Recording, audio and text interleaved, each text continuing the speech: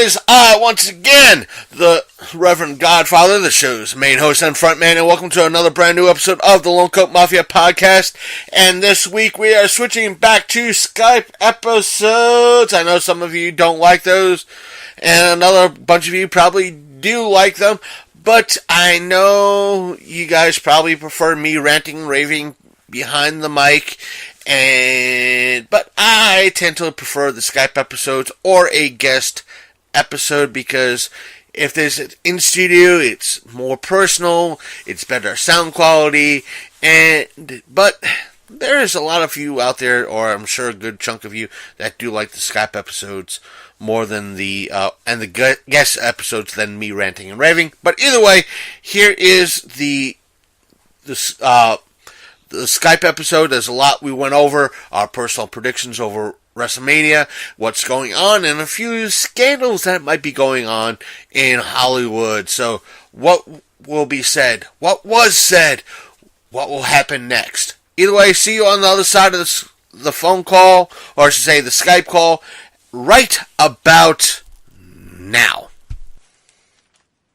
Okay, folks, welcome to a brand new episode. As you heard, we are updating from last week, and with me today through the magic of rented lips, I'm suffering from, again, folks, I'm suffering from a crud episode, which some of you who do not know that, is pretty much a cold that usually happens after a convention. Even the best of us get crud or a cold every now and again. And this year was my turn. No, I'm not blaming Matt. He puts on a great show. And kind of leading a bunch of filthy bastards. That's all. No, I'm just kidding. Yeah, we're a bunch, and we're part of those filthy bastards. So, great thanks to Matt Burns for putting on another great show this year. And because we're recording this as AwesomeCon is happening, I also want to thank Matt Burns, as some of you who follow us on social media have been seeing me put up, or at least show put up, kind of a quasi-parody of the Geico commercials of we're saving a bunch of money by switching to Geico. Instead of that, it was like, we saved a bunch of money by switching from AwesomeCon to Forest State Comic-Con. And we say that with a great deep respect to Matt Burns for putting on a great show, and great disrespect to AwesomeCon. So we're respecting one person and disrespecting a whole group of other people as well. But we're not. Let me put it like this: we're not disrespecting the guests or any of the ticket holders, just the people that are putting on AwesomeCon. Right. That's it. I just want to make that clear for all of you out there. Matt Burns is, on the other hand, is a different scenario. He from, again, what we heard, it was a great hit this year, but because me and Big Candy were ticket holders, we don't really have the insider track information in reference to the numbers, or that's not an issue either. We had at least I had a great time. I'm going to get Big Candy's take on this past, I don't want to say this past Saturday, but last week's show, what he thought, because it's, I think, his first time at one of Matt's events as a ticket holder instead of a vendor. Yeah, so. It's true. So how does it feel to be on the other side of the table for once? Well, it was nice, except for some reason we all had that con fatigue that day. Yeah, I don't know why. It just crept up on all of us, and we were just all kind of like, oh, like, I don't know. But I think it's because we were on the other side of the table. It's just we're not stressing about earning anything, promoting, getting interviews, even though I was trying to do some of that. Right. But it wasn't on the expectational levels that Matt, wants us to do. No offense to Matt. Again, I'm going to try in all aspects of being part of his October show as a vendor, because good chance it's going to be back at Hager's Hall. I think it is going to be in Hager Hall again. But I want to make sure that everything's set in stone first. That's kind of my quasi-agreement with him, even though he made the official announcement. But just in case things change, it is still like over 6 months away. So, but if he invites the hub back, I want to be on our A game. I want to be set up there too. Yeah. And it's going to be. And big ups to the hub. They had an set up, and like they looked like they were ready for something different than what they normally do. Because I think they just kind of cover like Hagerstown events and like kind of stuff in there. But I thought they really like had an awesome setup as far as like putting their name out there and being right where all the action was. I thought that was pretty cool. Yeah, the only. Because I think you and I have the same type of, or at least I have the same type of eye or similar type of eye that you normally do, is that I look at things as a vendor, almost like a vendor aspect of things right now. Yeah, for sure. It's almost ingrained now. I don't know if it's because of what we're doing now or doing what I'm doing now. It was just like, oh my God, it's the same issue. I see the same issue almost happening right now, and that's Cosplay Row. Oh, yeah, absolutely, 100%. And I'm not knocking any of the cosplayers that were there, not at all. They were wonderful. They were nice people, but I get it. It's just the aspect of that row is just that everybody again was going. Credit to Donnie, who's doing the props and the masks there, where his booth was. But everything beyond the, Kaylee Marie, her booth, everything past that was not getting any love. Right. Because they were hitting up to her and they were turning around and going back the other way. Right. And that is a major, major, major issue. At least that's what the problem's like. It's like, if I was set up, I was probably back in that old spot, and it would have been a tough sell like it was last year. Right. Because that table where I was set up last year was empty. I'm like, I would have been there, and which would have made things tough because nobody was coming down that section. Mm-hmm. But no, I totally agree with you on the whole cosplay row or cosplay area. To me, again, I'm not a cosplay fan, and for a couple reasons. Those girls do a great job. Don't let me get it twisted. I think that they're actually wonderful, people, and what they do is awesome. I just don't. It's hard to say. I don't think that there's a place for them in that regard at a con, other than to be there to be seen, and offer, I don't know, maybe tips or something to people that want to do it. But I just to take up people's space and sign autographs and stuff like that. I mean, at least they're paying for their table. I'll give them that. Right. But it's hard. It's hard to say. I'm going to get a lot of hate for this, but I'm just saying, yes, I agree that they should be part of the show, but in what respect, I don't know. Because they take away from not only each other, but they take away from people who are there selling things, trying to make money, and they're just just somebody in a costume. I'm like, okay. I mean, I respect their skill. Again, I think it's great that they do a lot of hard work, but it's one of those things. It's a creative craft, so it's hard to put a number on it when you think about it, because it's kind of what anybody does. It's creative. It's hard to put numbers on things like that. But almost, I wish they were there in just a to be seen capacity. You know what I mean? Yeah. And one of the things I'm gonna kind of, I'll not really let the cat out of the bag in any way, shape, or form, because Matt has hinted. I'll say this: Matt has hinted. Notice that word, folks. Hinted at that because normally at the past couple events that Matt has put on, he's had the local tri-state or four-state area Ghostbusters group part of the show. Again, for those who don't remember in regards or know about these type of groups, is that most widely known as the 501st, Star Wars 501st.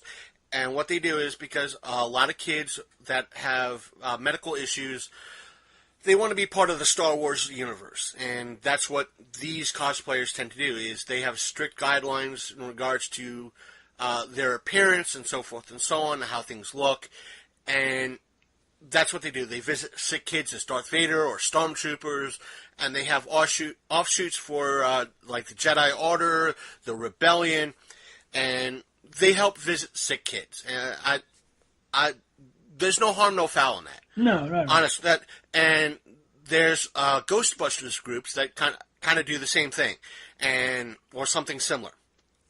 This year, the group that usually attends Matt's shows won't be there in October because they're going to, from what I've heard, they're going to Tennessee or Kentucky or someplace like that to be a part of a Guinness World Record as the most Ghostbusters people play in Ghostbusters uniforms and outfits in one spot. I heard that, yeah. So to kind of fill that void, he's going to have, or the people that is going to fill that void is the Finest. Now, for those of you who've been following the show since, I don't know, at least 2016, I'll say it like that, even though we've been around since 2015, but at least 2016, you might have heard us talk about the Finest before. Most specifically, the girls of the Finest, because we've had two, if not three, gals of the Finest on our show in years past. One of which, most notably, who won the internet last week, in my humble opinion, is Joe Colton. That might, if she does show up, there might be pictures of me bowing to Joe in reference to her photo. But she is quite a character. It'll be nice to see the Finest there Here's my wish. Instead of Cosplay Row, give them a lot bigger space. Somewhere... Like a section? Yeah, somewhere away from everyone else. So that they can be outside of their booths. They can be they can take pictures. They can do whatever they want to do, but it doesn't... You don't have to fight to get through that corner. Right. Folks at home, this week's episode has been brought to you not in part by Coca-Cola and Captain Morgan. So, and Winchester Cider Works. No, hard cider. For sponsor, if you Winchester, what were they again? Winchester Cider Works. Winchester Cider Works. If you are listening by some strange fluke, just contact the show at longcoatmafia@gmail.com, and we'll be happy to speak to you in reference to either a Skype interview or sponsorship details. Thank you. I mean, they're pretty badass. Like on the outside of the can, there's a dagger going through a golden delicious apple. It looks like a tattoo dagger. It's pretty cool. So, either way, what we were saying. So, in addition to the cosplayers, which, they were all great. Again, they were all great, just need more space. There was a lot of good dealers there. There was a lot of good artists there. I had the best time talking to our buddies, our buddy Scott that works. He does his mask and he does his posters and stuff. He has his own business. I think he's out of Greencastle and he does his own business. But I've had the best time talking to Ken Hunt. And I think I think I mentioned that last episode. Tell us some of the tales from. I know he was giving the best tales, best stories. Man. Oh God, I wish I didn't lose my. Yeah, he'll be back. So if he's back, he'll definitely get an interview from us for sure. But he had some of the best insider stuff as far as I was asking about certain drawings and why they were the way they were and things that he would tell me all the insider stuff on. And he's a very interesting, very introspective, very cool guy to talk to. And he was giving you a lot of tips in reference to, not that you probably needed them. No, I do. The tips, but you continually grow. If you think that you know everything there is to know about stuff, then you don't know shit. You need to continually grow, and you need to learn, and people like him are the people that you go to with your sketchbook and say, hey man, give me some pointers. And he would be happy to give you some pointers, what you're doing right, what you're doing wrong. But it wasn't like you suck, Yeah. But it would be like, and not bite your head off. But like that was like a story that he referenced that I didn't know about John Byrne, who of course did Next Men and a bunch of other stuff back in the day. Who I've always been kind of a fan of, but I didn't know the horror stories according to him and other people that what this guy does. At cons to kids who bring their work. Well, he said that when he was a very young man, he was in line waiting to show some of his sketch work, and his work to Mr. John Byrne. And it was him and his dad, and a few people in front of him. It was a kid and his father. The kid couldn't have been, I think he said, no more than like 9 maybe. And he hands over the paperwork to the guy. He takes one look at it, shuffles through, and throws it back at the kid and says, "You should find something else to do. You're not good at comics," basically. That's not exactly what they said, but it was the gist of it. And come to find out, like, the whole reason that John Byrne said that is no matter how good the person is, he doesn't want competition down the road. So he'll do anything he can do to sabotage somebody's career to have them not be competition in the future. And I thought that was extremely shitty. And he did the right thing. Like, he was in line with his father, and his dad said, "Do you really want an autograph from this guy?" And he said, "No, I don't." And they got out of line. And, I thought that was pretty telling of what kind of a person he is. So he's a phenomenal artist. I think he primarily works on Batman, but he had a lot of stuff. He had a lot of stuff, like Spider-Man stuff, that I really liked. And we talked about Spider-Man. He doesn't like drawing Spider-Man because of the same thing that I hate drawing Spider-Man is the webbing on the outfit. It's confusing and it's a lot of work.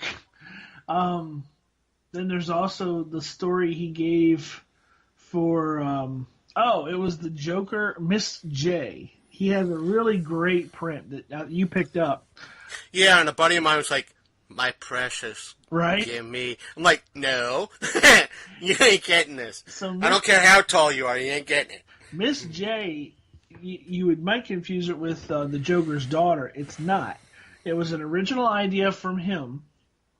I don't know if I can tell the story. I guess I don't. Yeah. I don't want to be putting people in the mud, but I mean it's worth it. So Miss J is an original character by him that was drawn up in the years where the Joker, remember the face ripped off Joker and everything, had come in and he was gone for a while and this, that, and the other. Mrs. J was Harley Quinn taking on the Joker persona. It was okayed by what was the guy that was the head editor-in-chief at DC at the time? I don't remember. Dan. Oh shit, that's gonna bother me till anyway. Anyway, so what was his name? Dan DiDio. Yeah. So it was okayed by Dan DiDio and Warner Brothers, and they loved it. They thought it was a fantastic idea. The character looked great, by the way. If you get onto the Rev's Facebook or like that, did you put it on the show page? No, I'll put it up on the show page. All right, he'll put it up on the show page. But if you go to the show page, he'll have that uploaded by the time this is up. It's a fantastic drawing of a female Joker character. And folks, I'll put it on Instagram and I'll share it to the show page, so you can follow us on Instagram at Long Coat Mafia, and the show page is facebook.com, The Long Coat Mafia Podcast. Yeah, that stuff too. Had to. I'm sorry. Oh, you're good at it. That's good. And so this stuff's potent. Whew. Anyway, so what's the percentage of it? 6%. 7? Higher, lower? 6.5. 6.5? But I'm a lightweight anyway. I don't drink that often. So anyway, this might be interesting towards the end. So everyone loved it except for Jim Lee. Jim Lee shoots it down And why? Because if they went with the character, he wouldn't have creative rights for it because he didn't think it up. So they nix it. It was supposed to be, they were going to incorporate it into the storylines and everything, and it just never made it because he nixed it. It was the same thing he said with the New 52. People had come up with all kinds of like outfits and like ideas for characters. The only ones that made it to print, Jim Lee ideas. Why? Because all the other ideas he wouldn't get credit for, and he basically like he wants to hog the show. And I thought that was actually shitty because I've always really liked Jim Lee, but when you find out what a scumbag he is in that respect, it kind of sucks. Because I mean, this idea for the Miss J character, I thought it was off the hook. And the thing is, folks, to let you in on a little bit of a trade secret, I won't say it's not so much a trade secret because I think even Van Sciver has brought this up on his YouTube channel in reference to how you make money drawing comics.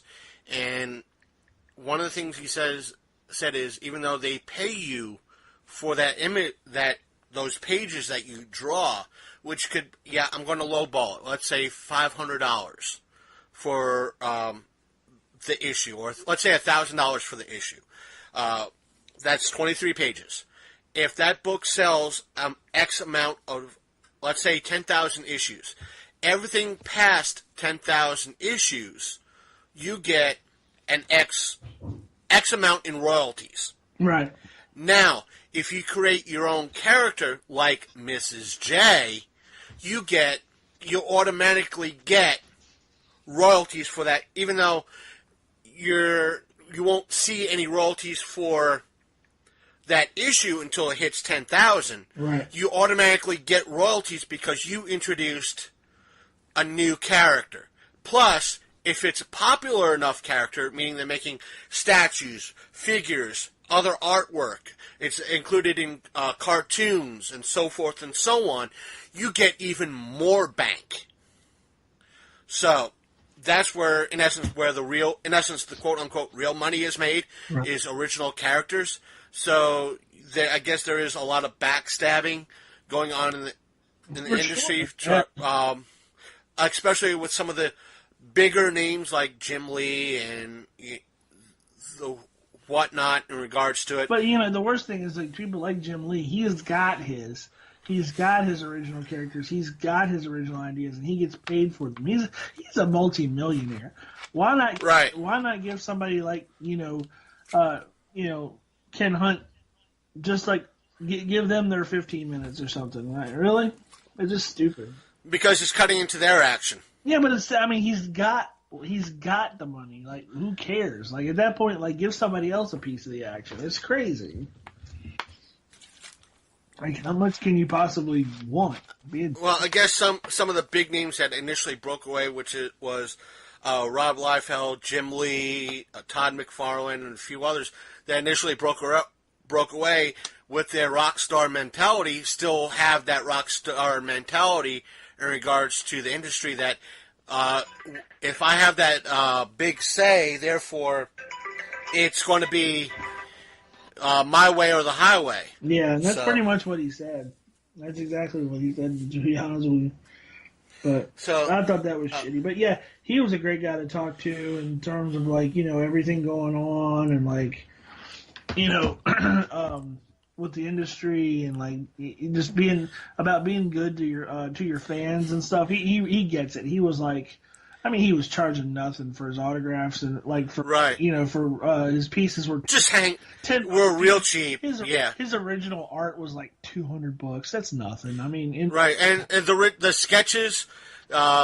His smaller sketches, which was pretty much like the head sketches or the head and torso sketches, were like $20. Yeah, which is not bad. He's like, I could do that all day long and not worry about it all day long. Yeah. And he said, it makes me happy, it makes you happy, and it's a win-win. Exactly. And next time we'll have more money if he's there in next at the next one. I'm definitely going to get him to give me a Galactus. Right. For sure. And just one additional little thing about Forest State is that there's a YouTuber. Recently, I found out he's autistic. I'm not holding that against the guy, but he's from Australia. He goes. His channel's called Minty Comedic Arts.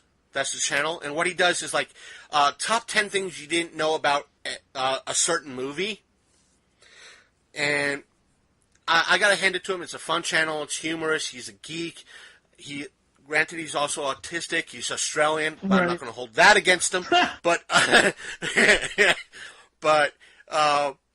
he has fun doing his channel. And Thursday, a few days ago, he released top 10 things you didn't know about Pet Sematary. I'm like, oh dear God, why didn't you release this last week? I could have had information. Because the kid in that movie was at Forest State. You motherfucker. But that was the funny thing. It was like, oh man, I could have had information. Why? I'll probably go on his Facebook or his YouTube and like tell him like, dang that, you little late. But with all humor and respect to Minty. But again, I don't know if I mentioned it last week. Is that Miko? I think his name is. Who is that kid? Who played that little kid? What he was doing is he just put googly eyes on a lot of his photographs, which was I don't know how to put it. You know, it was like funny, but it was like oddly horrifying because it actually worked in some of the photos. Yeah, right. And some of the I was like, I don't know what to think because that photo, one of them was him as the 2-year-old from Pet Sematary. I'm like, I don't know if it makes that photo funny or hysterical.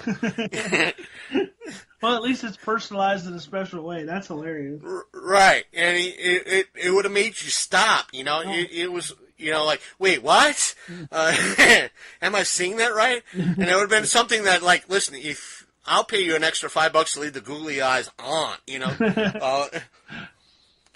Put them on Freddy. Put them on Freddy, you know. But it was just a great laugh. And can we move on to the next topic? We may. Let's do it. Okay. One of the things I want to, considering add-ons and corrections, is that last week we kind of proposed the whole notion with Rick and Morty that, you know, it was canceled, this, that, and the other thing. I've been hearing more clarifying reports from Dan Harmon, I think his name is, the frontrunner and main writer of Rick and Morty. Yeah. And mostly is that what he's been saying is that a lot of the stuff that it's been canceled and everything else is not true. They're mostly it's in limbo. They're still in talks right now. They're still in back and forth talks and whether or not there is going to be a 4th season. Now, a lot of people are saying that this, with the history of Adult Swim, because when season 1 aired, it took them right near the last episode to renew it for the 2nd season, and as soon as the 2nd season started, they re-upped for a 3rd season, and now it's still months after the 3rd season, and there's no word. Well, I can tell you exactly why. Go ahead. Money. I mean, Rick and Morty is a cash cow. It is a hot property.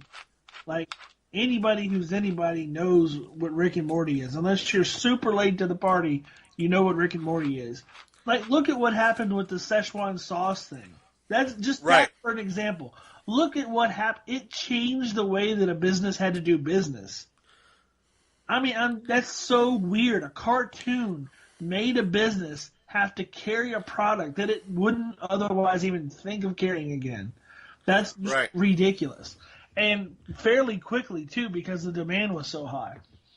And the thing is, what some people have been speculating, and I can see it, is that if for some strange fluke, because Cartoon Network owns Adult Swim, right. that if they say we're not going to pick up season 4 of Rick and Morty, Netflix is going to be the first one to eat that shit up. Exactly. And see, that's what I'm thinking. I'm thinking that somebody else has got money on the table.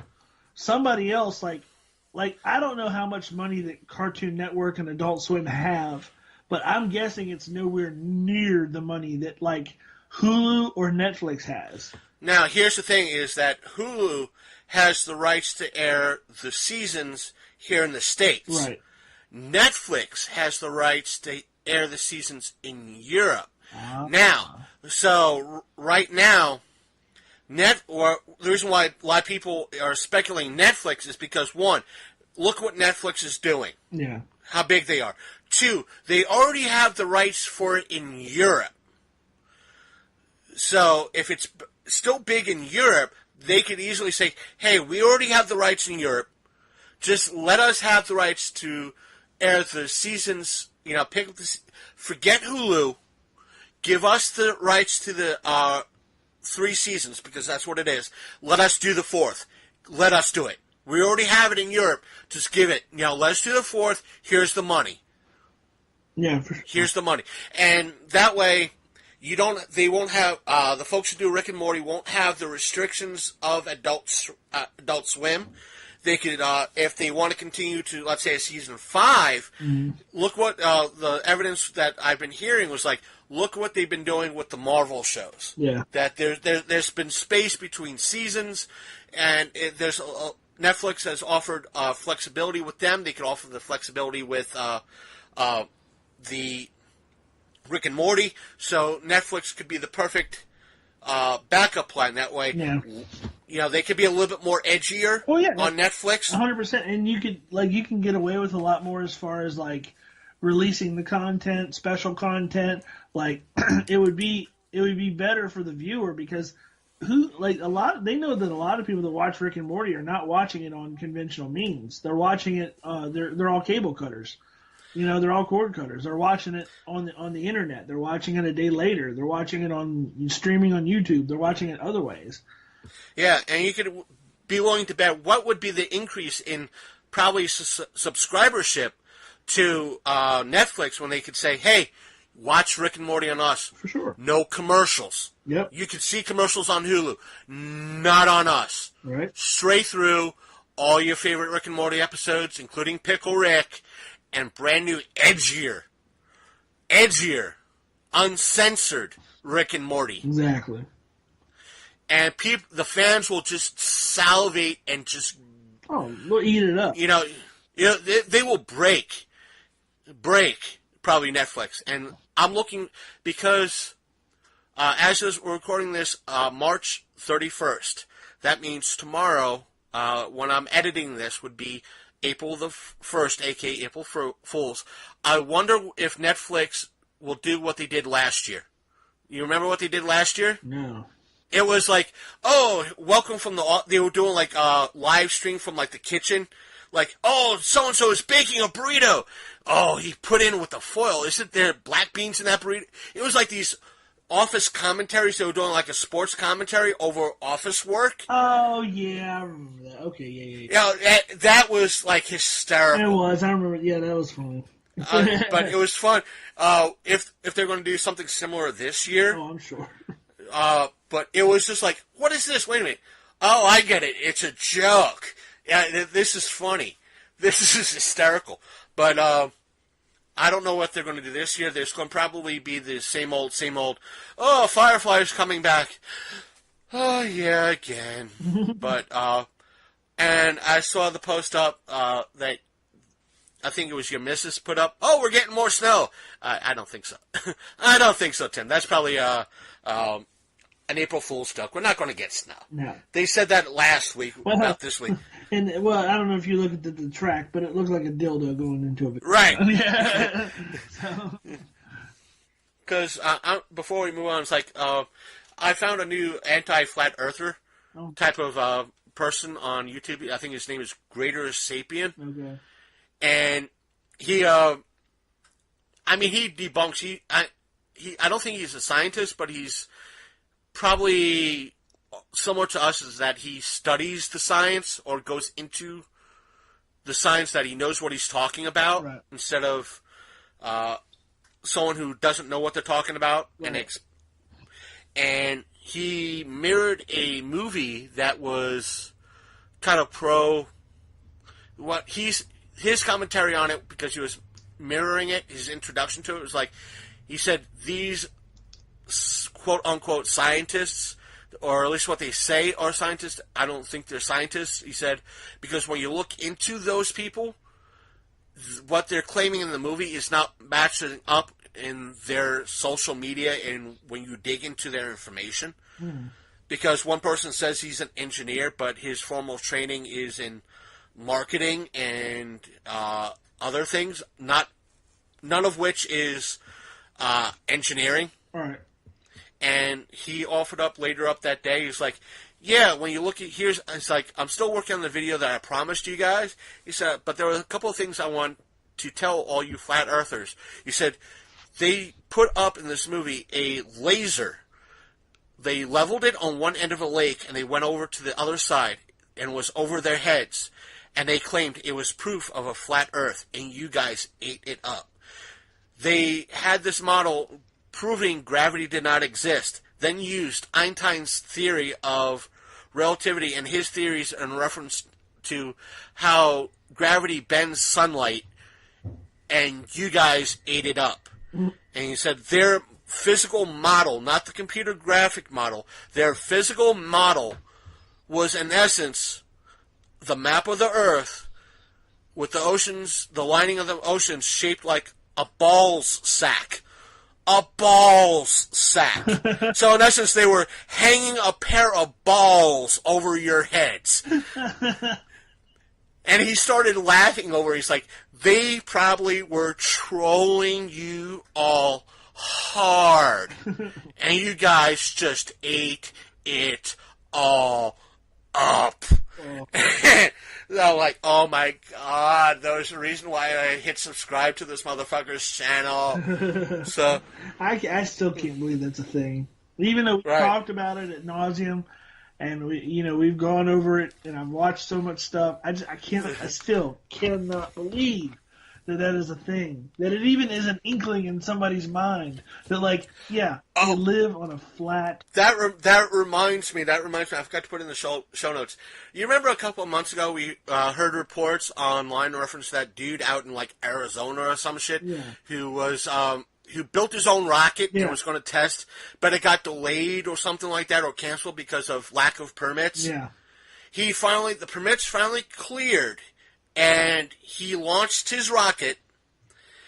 It went up to like 17,000, like 1,700 feet or something like that, 1,800 feet.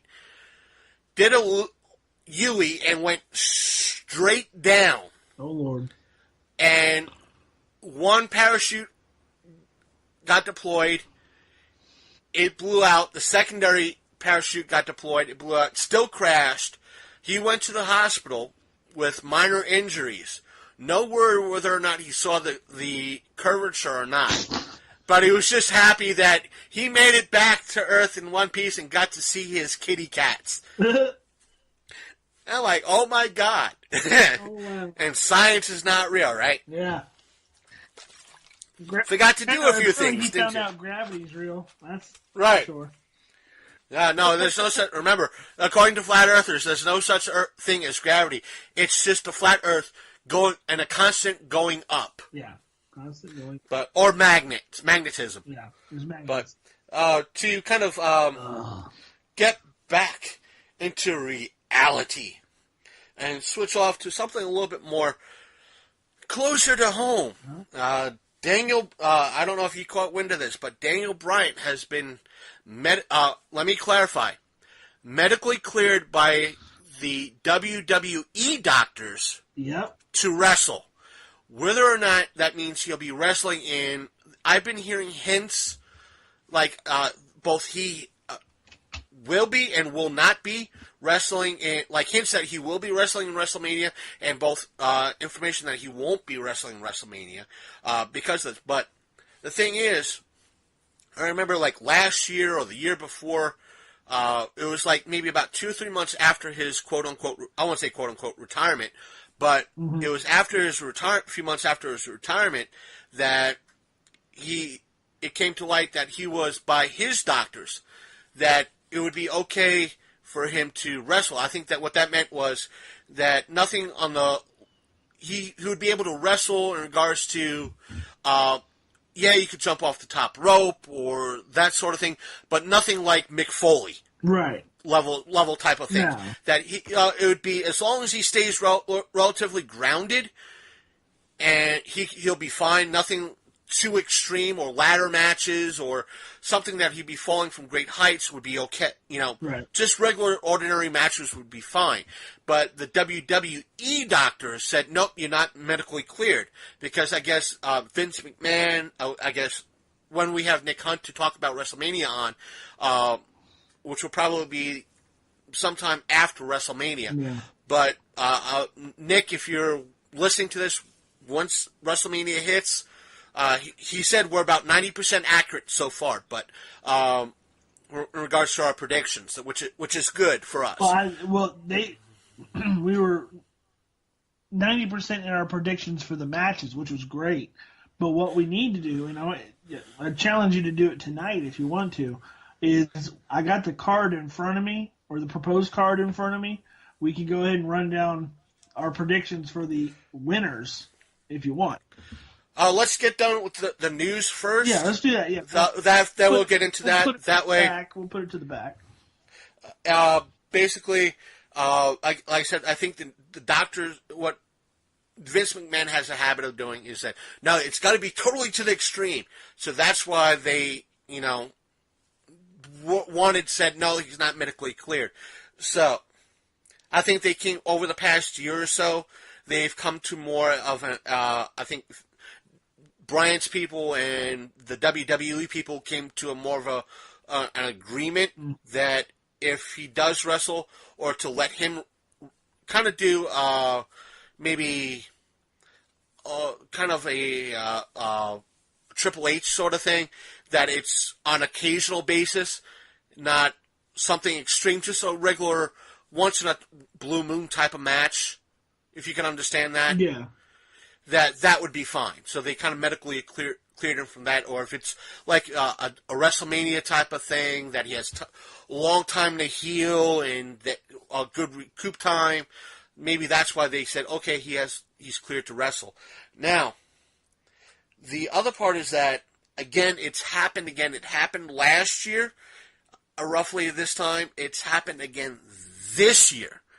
That the event, it wasn't so much the event here in the States doing it. It was an event in, I think, London. Oh. That, because the WWE does travel all over the globe, that I think within the next 2 weeks after the WrestleMania, they're going to Europe. And the venue there released spoilers for for WrestleMania. And in regards to Seth Rollins winning his event, his matchup. Oh, yeah, when they gave it away. They gave it away. Yeah. My thing is, when will these venues learn, or when will the WWE put tighter I won't say tighter restraints, but I think you know what I'm saying. It's like they have to kind of button this down, that you can't spoil this shit. You're giving the last page of a story that shouldn't be happening. Here's what's probably happening. So their marketing department is probably releasing a lineup card to the event place. Their marketing director, who probably knows nothing about wrestling, is saying, okay, just print the damn thing. In other words, like every word on the page. There's probably even a disclaimer that says card subject to change on there. But like what they're doing is they're probably just going with whatever they're told, because they already know the outcomes of the right. things, and months ahead of time. So what it does is it gives the event place where it's being held a chance to promote the event, to have people come in the door. And, of course, if you want asses in seats, you want to know who's going to be there.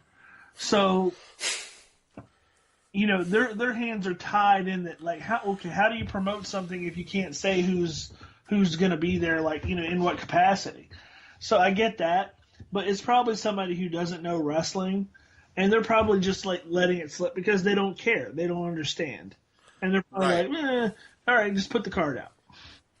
Yeah, I could vouch for the fact that the results of the match, not so much publicly, but the results of the match within the organization are known at least probably at least 2 months ahead of time, because a buddy, I want to have him on the show, he said, he's the one that told me that he knew, because he knows a few people on the inside, that he knew that Daniel Bryan was going to be the WWE champion, the heavyweight champion, 2 months prior to him actually winning it. Yeah. So that's why I want to at least say that he kind of knew that. Yeah. But let me write this down, so at least we have some sort of physical record, and even though it's going to be audio as well, that way we could, when it happens, I could easily go back and say, okay, this is what happened, and that way I could put down, like, at least here, initials or something like that in regards to who won, what our predictions are. Let me write this down here. W-E,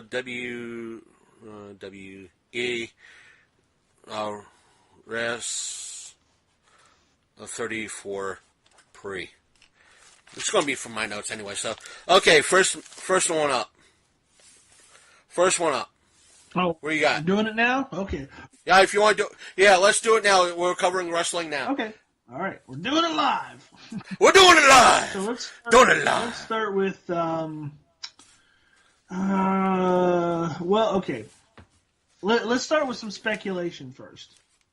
Okay. So big name wrestlers that are set without set or predicted matches, and this includes these following names: Elias, Samoa Joe, Jeff Hardy, and Bray Wyatt. Do you think any of them have any bearing on, any of this at all, or do you think that they're just not going to have a WrestleMania this year? To me, Jeff Hardy might be a maybe. Right. I'm going to put that down. Jeff Hardy, a maybe, because that wouldn't be outside the realm of what they've done before. Right. I'm predicting those guys are going to be in the Andre the Giant Memorial Battle Royal. I'm guessing in the next couple weeks, or in the next week, I should say, they're going to announce that they're going to be the last entries probably for that. Or surprise entries, I might say. Right, but I'll agree with you there. If not, did we mention that Matt Hardy's going to have another match at WrestleMania this year? Matt Hardy, which I can't believe that they're doing this. They're wasting him and they're putting him in the Andre the Giant Memorial Battle Royal. Oh, really? So the momentum that he's got right now, coming off of Ultimate Deletion, which apparently has blown up the internet again. The momentum that they got going off of that, they're just completely sputtering out. They're not gonna go with anything different. So, and I'm guessing that's a McMahon thing because he didn't like it, and because he didn't come up with it. That's the thing. Exactly, and it was a great idea when it was on TNA or on whatever it's called. I can't remember. Impact Wrestling. The thing is, it's making him bank, and he doesn't like it. I know. It's like half the people, I wouldn't say half the people, a good chunk of people I know, you could give them $1 billion, they tax free, and they'd bitch. I mean, it's so corny, but at the same time they're selling the fucking shirts, aren't they? Right. And the thing is, did you see the new one, the new Mower of Lawn shirt? Right. And on the back, the thing is, Matt Hardy is probably laughing his fucking, even if he did not have a finger in doing that, yeah, he would be in hysterics and let it, if it was an independent company doing it, he'd be like, all right, just give us a small cut. Yeah. I'll let it go. Just give us 2%. What's killing me is like they're using every bit of that whole thing from TNA. It's amazing. They're using like Skarsgård the boat. They're using friggin' like his wife and kids like they used to. They're using like the Hardy compound. They're using the like what's the what's the quadcopter's name? I don't know. It's like what? One of those shit. Now you got me doing drones. Yeah, some drones. So we talked some drones. Anyway, he's got that. He's got the whole storyline again. He's got the Lake of Redemption, which Bray Wyatt was thrown into, and nobody's heard from him since. So is he going to reappear as Husky Harris? Is he going to reappear as something else entirely? Who knows? Is he gonna be woke when he comes out? He'll be like one of the Hardys. You know, you never know. So the thing, like I said, the thing is, if that's why I think we said when we were talking with Nick that Vince has to go. He has to retire. He has to step away from the WWE. Let Triple H and his daughter step up to the plate a little bit. Yeah. More sure. And let them like, hey, this is working. This is giving us money. Let's roll with it. Yeah. Let's let it unfold to see how far we could kind of take it. And once it starts to crest and start to either level off or die, then we'll back away and kind of squash things. But now let's ride that wave for every fucking red cent. And they're Vince McMahon, unless they're kind of looking like John Cena, doesn't want... Now, I'm going to say it here. If it comes out that Vince McMahon is gay, no one's going to be probably fucking surprised. For sure. And the thing is, well, he likes muscular oiled men. He does. Golly gee. He has been kissing ass on national TV. Again, even though today, while we're recording, is National Trans Awareness Day. Has nothing to do with that. Do with this. Or we have nothing against somebody or anybody in the LGBTQ whatever, community. You were digging your hole even deeper. The right, I'm digging my whatever the fuck. Whatever. I have rum in me. Screw you. Here's one of those times where Crystal goes, just. All right, we're going to end it there. Back to wrestling. Congratulations on Visibility Day. Anyway, so... Oh, God, that burns. It went down the wrong way. Oh, God, now he's dying. So here's... If somehow this episode gets uploaded on Monday night, it was the ghost of I don't know. Oh, boy. Oh, boy. Oh boy, he's about 2 sheets. We're waiting on 3. And you talk about lightweights. Yeah, I'm definitely a lightweight. All right, so next up is WrestleMania Women's Battle Royal. Superstars. This is all from. I'm going to give credit where credit's due. This is all from CBSSports.com. Superstars from Raw, SmackDown, NXT will compete in an event which one should expect to be held for the show's kickoff. Which is probably true. They'll probably put it right at the beginning. So far you have Sasha Banks, Bayley, Becky Lynch, Naomi, Natalya, Riot Squad. I'm guessing you're going to have probably not Ruby Riot. Well, yeah, she's part of Riot Squad. You'll have what's her name? Peyton Royce. You'll probably have some other ones like that. I don't know. Maybe some surprises. I'd be willing. So this is in essence the women's division's answer to the Andre the Giant Battle Royale. Yeah, and it's all the girls that basically aren't having matches at WrestleMania, except for this one. And I don't know what the stakes are. I don't know if anybody gets a match, maybe at another one of the pay-per-views, but I know that apparently it's probably going to be the kickoff match, so it might even be the free one. Who knows? So what would be your prediction for that? Anything, or you just want to let that one go? I'm going to let that go, but I'm going to say probably Sasha Banks. Yeah. Unless they're not building her up. Which is for weird anything. because I thought for sure that they would do another Sasha Banks Bayley match on its own at WrestleMania, but apparently they're not going to do it. They're not building anything up because they had a whole thing with them where they were kind of feuding, and now they just kind of squashed it, which is weird. So, again, welcome to the WWE. Yeah, maybe it just wasn't a tight enough storyline to like go into WrestleMania. I don't know, but I guess they figured a women's battle royal would be a better suit for them. That's what again we've been saying. We said back in the roundtable is that you had a lot of no matter what. Yeah, WrestleMania was the epicness of epicness that you had. No matter what it was, it played out in WrestleMania. Right. It built up at WrestleMania. Right. This, you should have had that final blowout match with Sasha as a WrestleMania moment. Yeah. At WrestleMania. Yeah, for sure. Now everything just seems like a somewhat glorified version of Monday Night Raw. Exactly. Or SmackDown. Well, here's another one, and this is the next one. Another match that ultimately the winner gets a trophy and it really means nothing. The Andre the Giant Memorial Battle Royal. The winner goes on to do nothing. Right. Their entrants so far are Dolph Ziggler, Matt Hardy, The Revival, Mojo Rawley, Baron Corbin, Ty Dillinger, and Breezango. And I'm guessing a slew of surprises along the way. Or maybe one or two jobbers, too. Yeah, I'm going to guess... I don't know. I don't want to guess this one either. No, yeah. Because they're gonna put somebody on that hasn't been on in a while.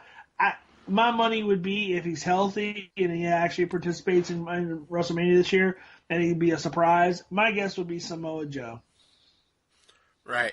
Because they've done absolutely dick for shit with him, and he's like one of the top stars in the world. Well, from what I hear, he's a surprise entrant, even though it's well known now that Daniel, like we said in the last little bit of a segment, that Daniel Bryan's been medically cleared, and from what I've been hearing, they kind of been building up his storyline to kind of be a WrestleMania moment, so to speak. They could also, if that went to the wayside, they could kind of do that here. Yeah. Have him be part of the, Battle Royale. He's got a confirmed match on here, so we'll get to that. So, all right. So I'll stop. But it wouldn't be the first time. No, but I'll stop you there, just so you know. So the next one up is the Cruiserweight Championship. Don't ask me about this because I don't know anything about the Cruiserweights. This would be one for Nick Hunt to chime in on, but we can go ahead and talk about it. Cedric Alexander, who I do know who he is, but Mustafa Ali I don't know.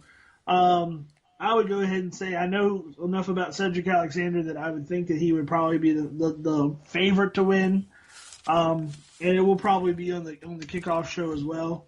So I'll say that. What would you say? Do you know anything about these guys? Not really. But so I'm going to have to agree with you there, Cedric, for the this is Intercontinental, the Cruiserweight Championship.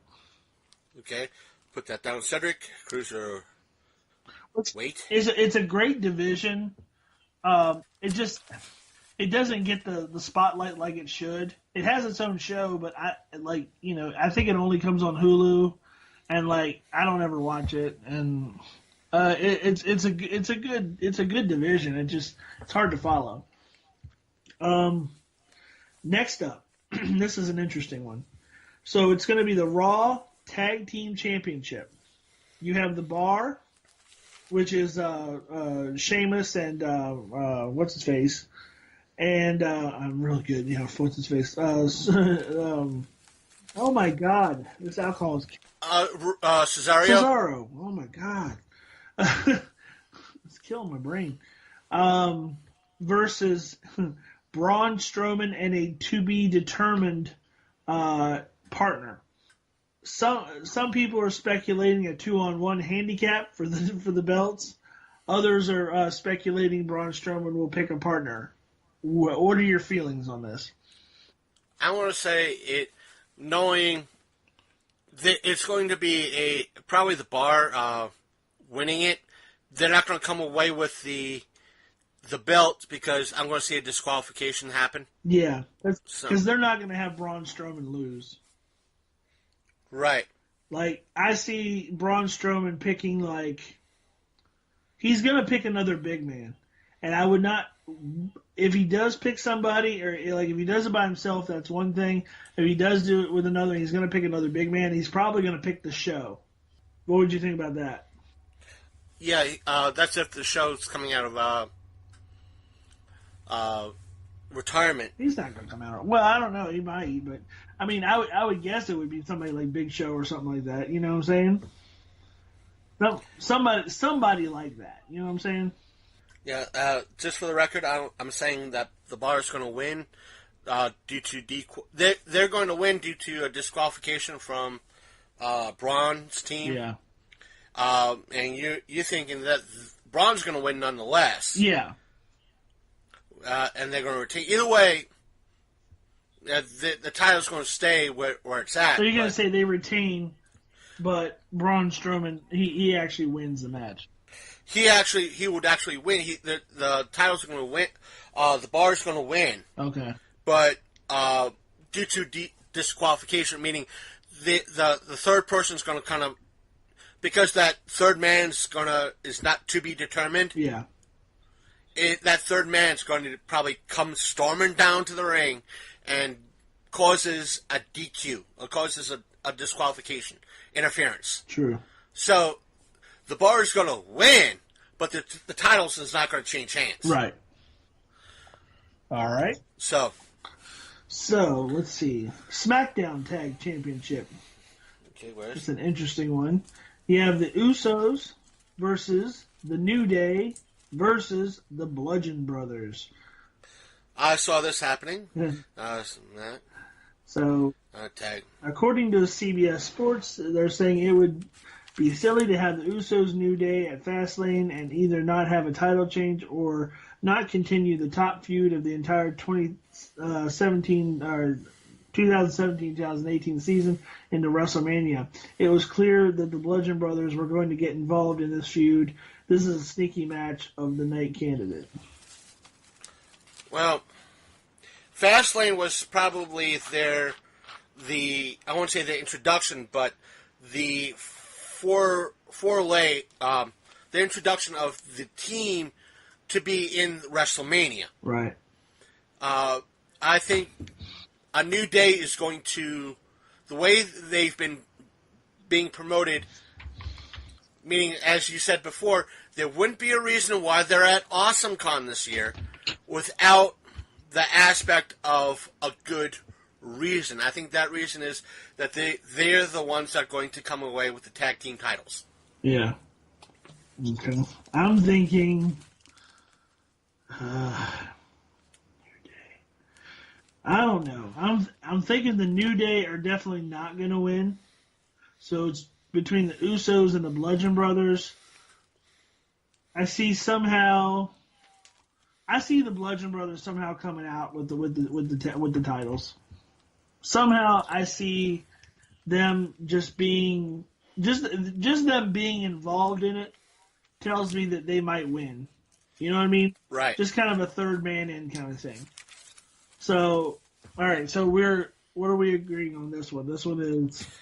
No, I think we're in essence disagreeing on this because I'm thinking that a New Day is going to win it, and you're thinking that the Bludgeon Brothers are going to win it. All right, so we'll have to split this one. We'll see who's right.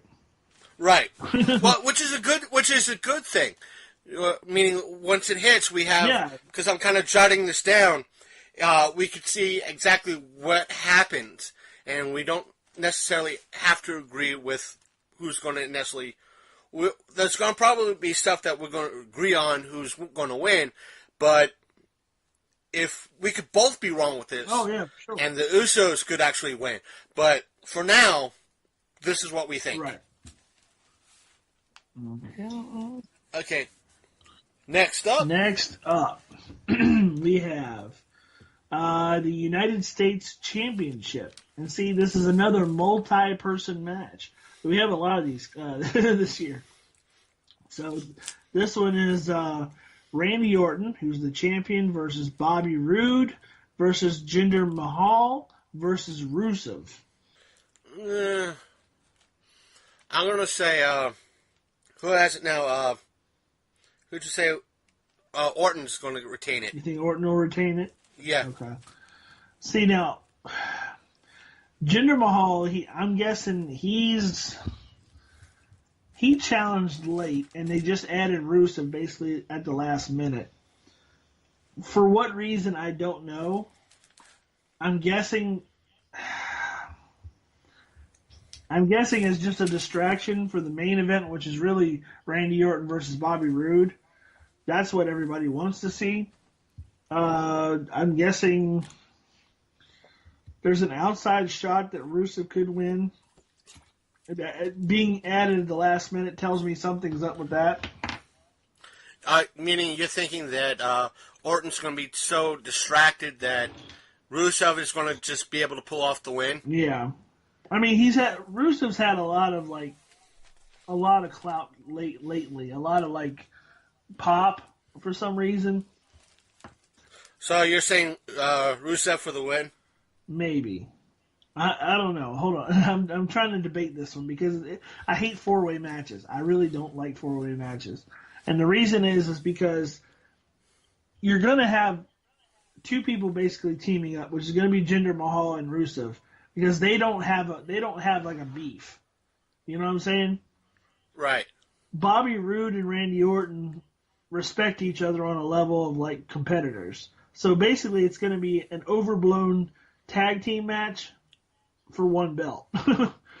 in my opinion. Until one defeats the other. But all in all, who do you think is going to get the belt? Because someone's got to stab somebody in the back. I know, and I'm thinking I'm going to go ahead and give it an outside shot and say Rusev.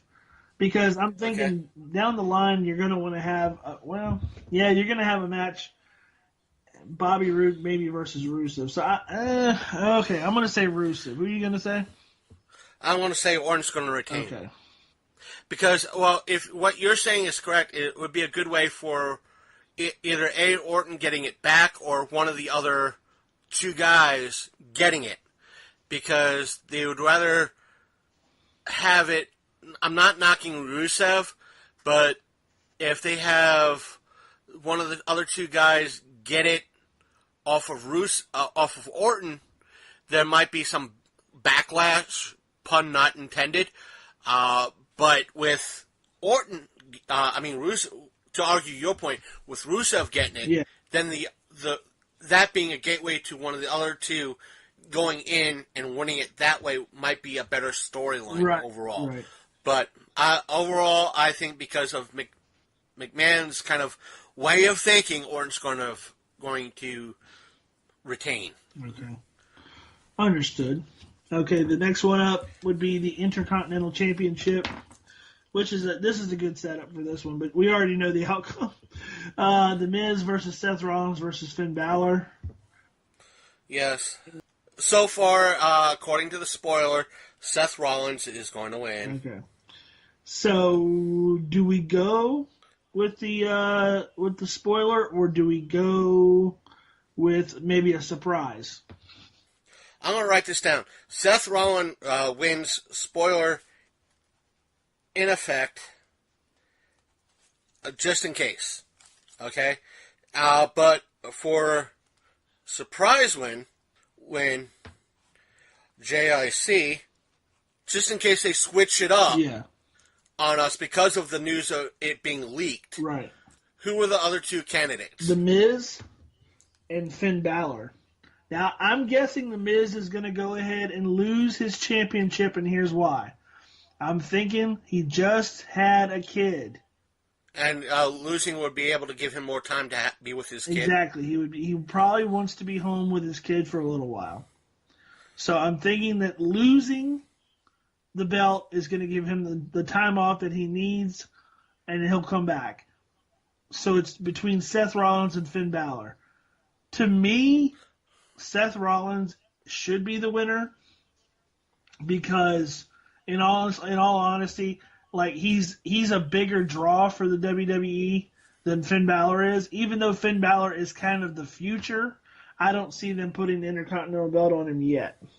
So, Seth Rollins for the spoiler and Seth Rollins for my pick. I'm going to go with Finn. Okay. For the my pick, my JIC pick. All right. Why is that? As you said, it's just in case that they switch it up again. You can't have Miz have it.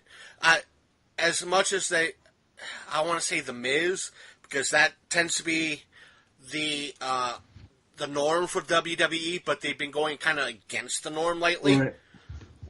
So I'm going to go against the norm and say Finn for the just in case win. Okay. All right. Next up is the Raw Women's Championship, where you have Alexa Bliss versus Nia Jax, and I'm a bit torn on this one. So, what do you think? This is the championship that was done at the Elimination Chamber choice. Yeah. Yeah. Okay. Who are the candidates again? So you have Alexa Bliss, who's the champion, versus Nia Jax. I'm going to say Jax is going to I'm going to go with Jax as well. And I have a couple of reasons why. So they've been working like this bullying angle with Alexa Bliss teasing Jax over her weight. Even though she's a very pretty girl, like her face and everything, she is bigger.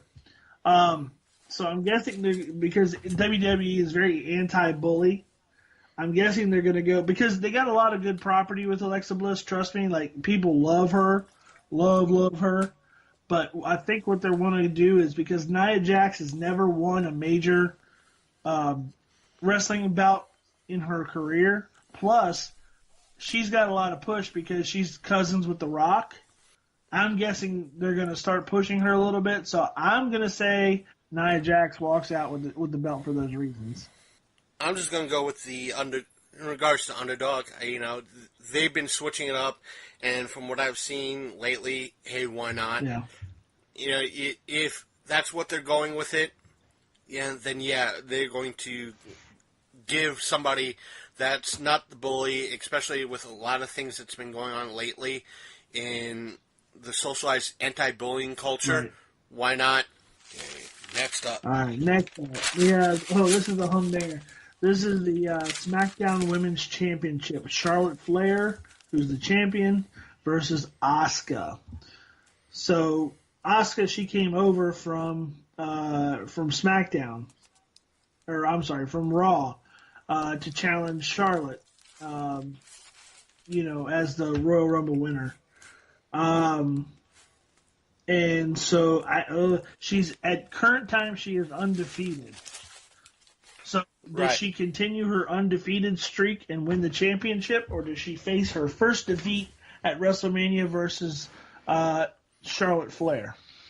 I'm going to say Asuka wins it. Yeah. Again, folks, we could be wrong. And wins.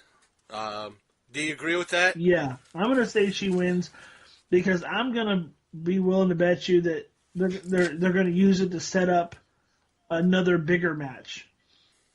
Yeah, that could be the thing is they'll set up a even bigger match and have her Asuka fall or lose at that point. Yeah.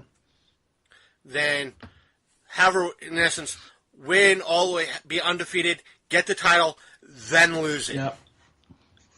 That makes a better storyline than, so close yet so far. So yet that could exactly happen too. So we're both in agreement for Asuka. Right. All right, both. That's SmackDown Women's. Okay. So, and that's going to be a hell of a match anyway. That's going to be awesome. All right, so who else we got here? Oh, this is the one you were wondering about. So this will be Daniel Bryan versus Shane McMahon versus Kevin Owens and Sami Zayn. So the whole thing blew up a couple weeks ago when Daniel Bryan basically came out of retirement, and then there was a spot they did where he fires Kevin Owens and Sami Zayn live on air, like on the show. Yeah, I think I was hearing about this. For beating up Shane McMahon and putting him in the hospital the week before. So basically, he's stepping back into his role as a wrestler, but at the same time, he was firing two of the talent and tried to make good on it by giving them handshakes and saying it's not permanent, but for now, you guys got to go, kind of thing. So he got a lot of heat. They beat the shit out of him. We got to see Daniel Bryan in essence in action for the first time since he did his retirement thing. So he actually fought back against them, but then ultimately they beat him down. So I'm guessing at some point, because I haven't seen SmackDown from last week, him and Shane McMahon have decided to team up and do a match against them at WrestleMania. So what do you think about this one? Because this is would be his first major match back. Yeah. I'm going to say that Daniel Bryan and Shane wins. Oh, for sure. They're not. They'd be stupid to stop that momentum. Unless, see, there's always that little thing in the back of my head saying they'll have Shane McMahon turn on Daniel Bryan.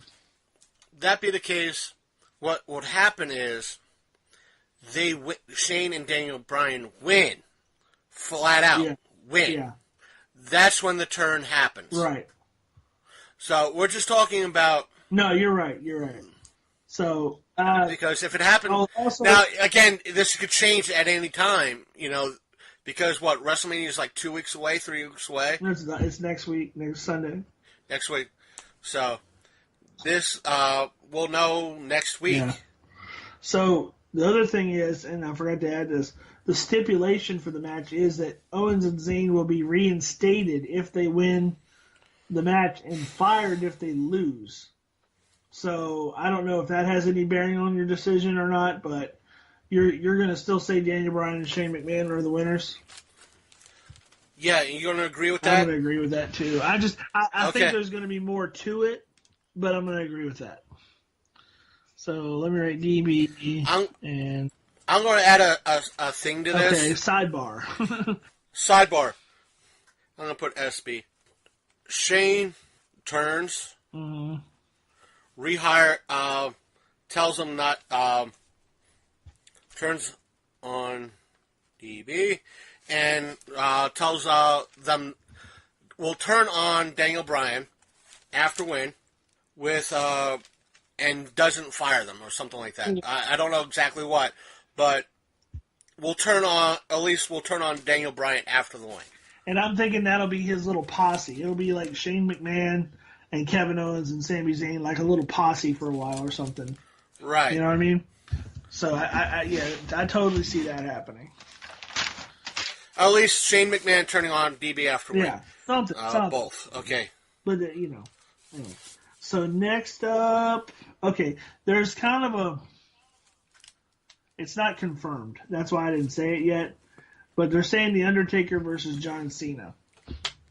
Now, all that we know so far is that there was a match with John Cena and Kane, who stepped up, I guess, for The Undertaker.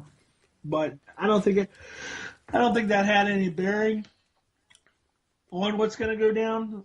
I think they're saying that Undertaker is healthy. But I still say that he kind of officially retired last year.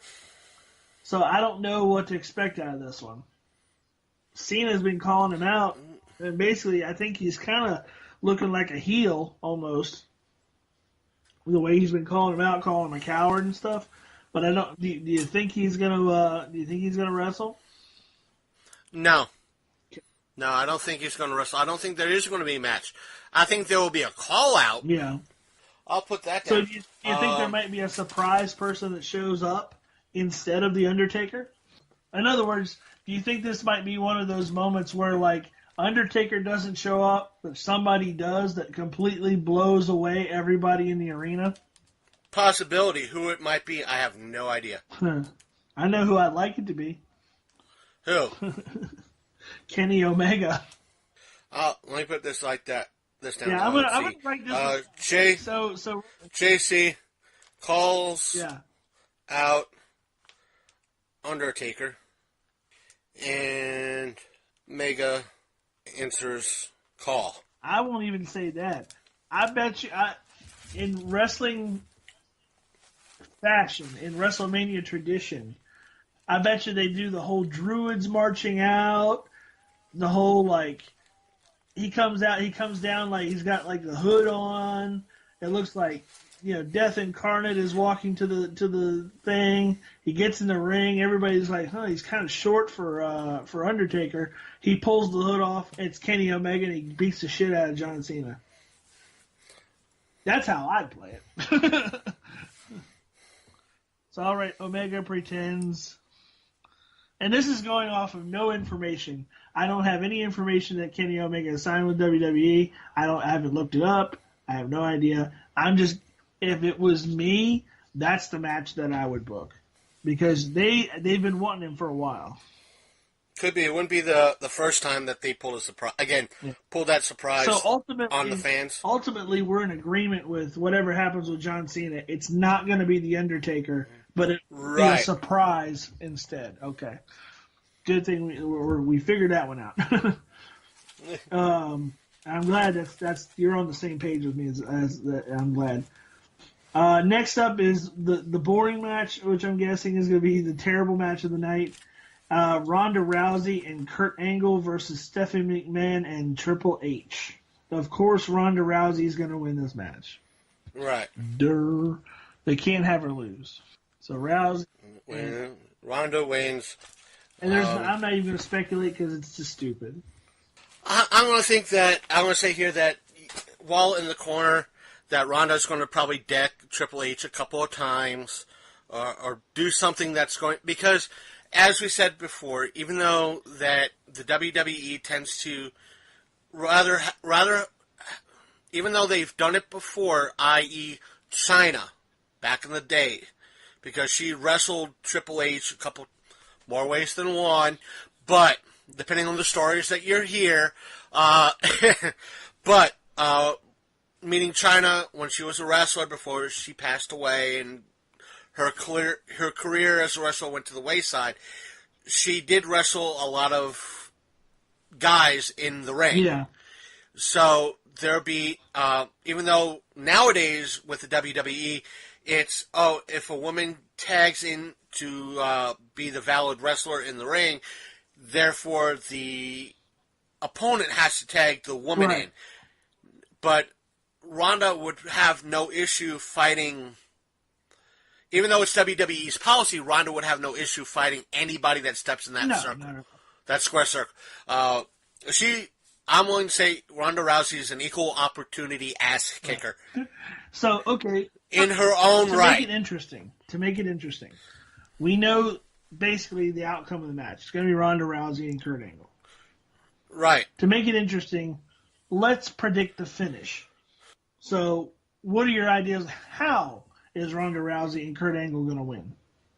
Ronda won. I'm going to put it like this: they're not going to have Kurt Angle do the pin. No. Ronda pins. She pins or submits.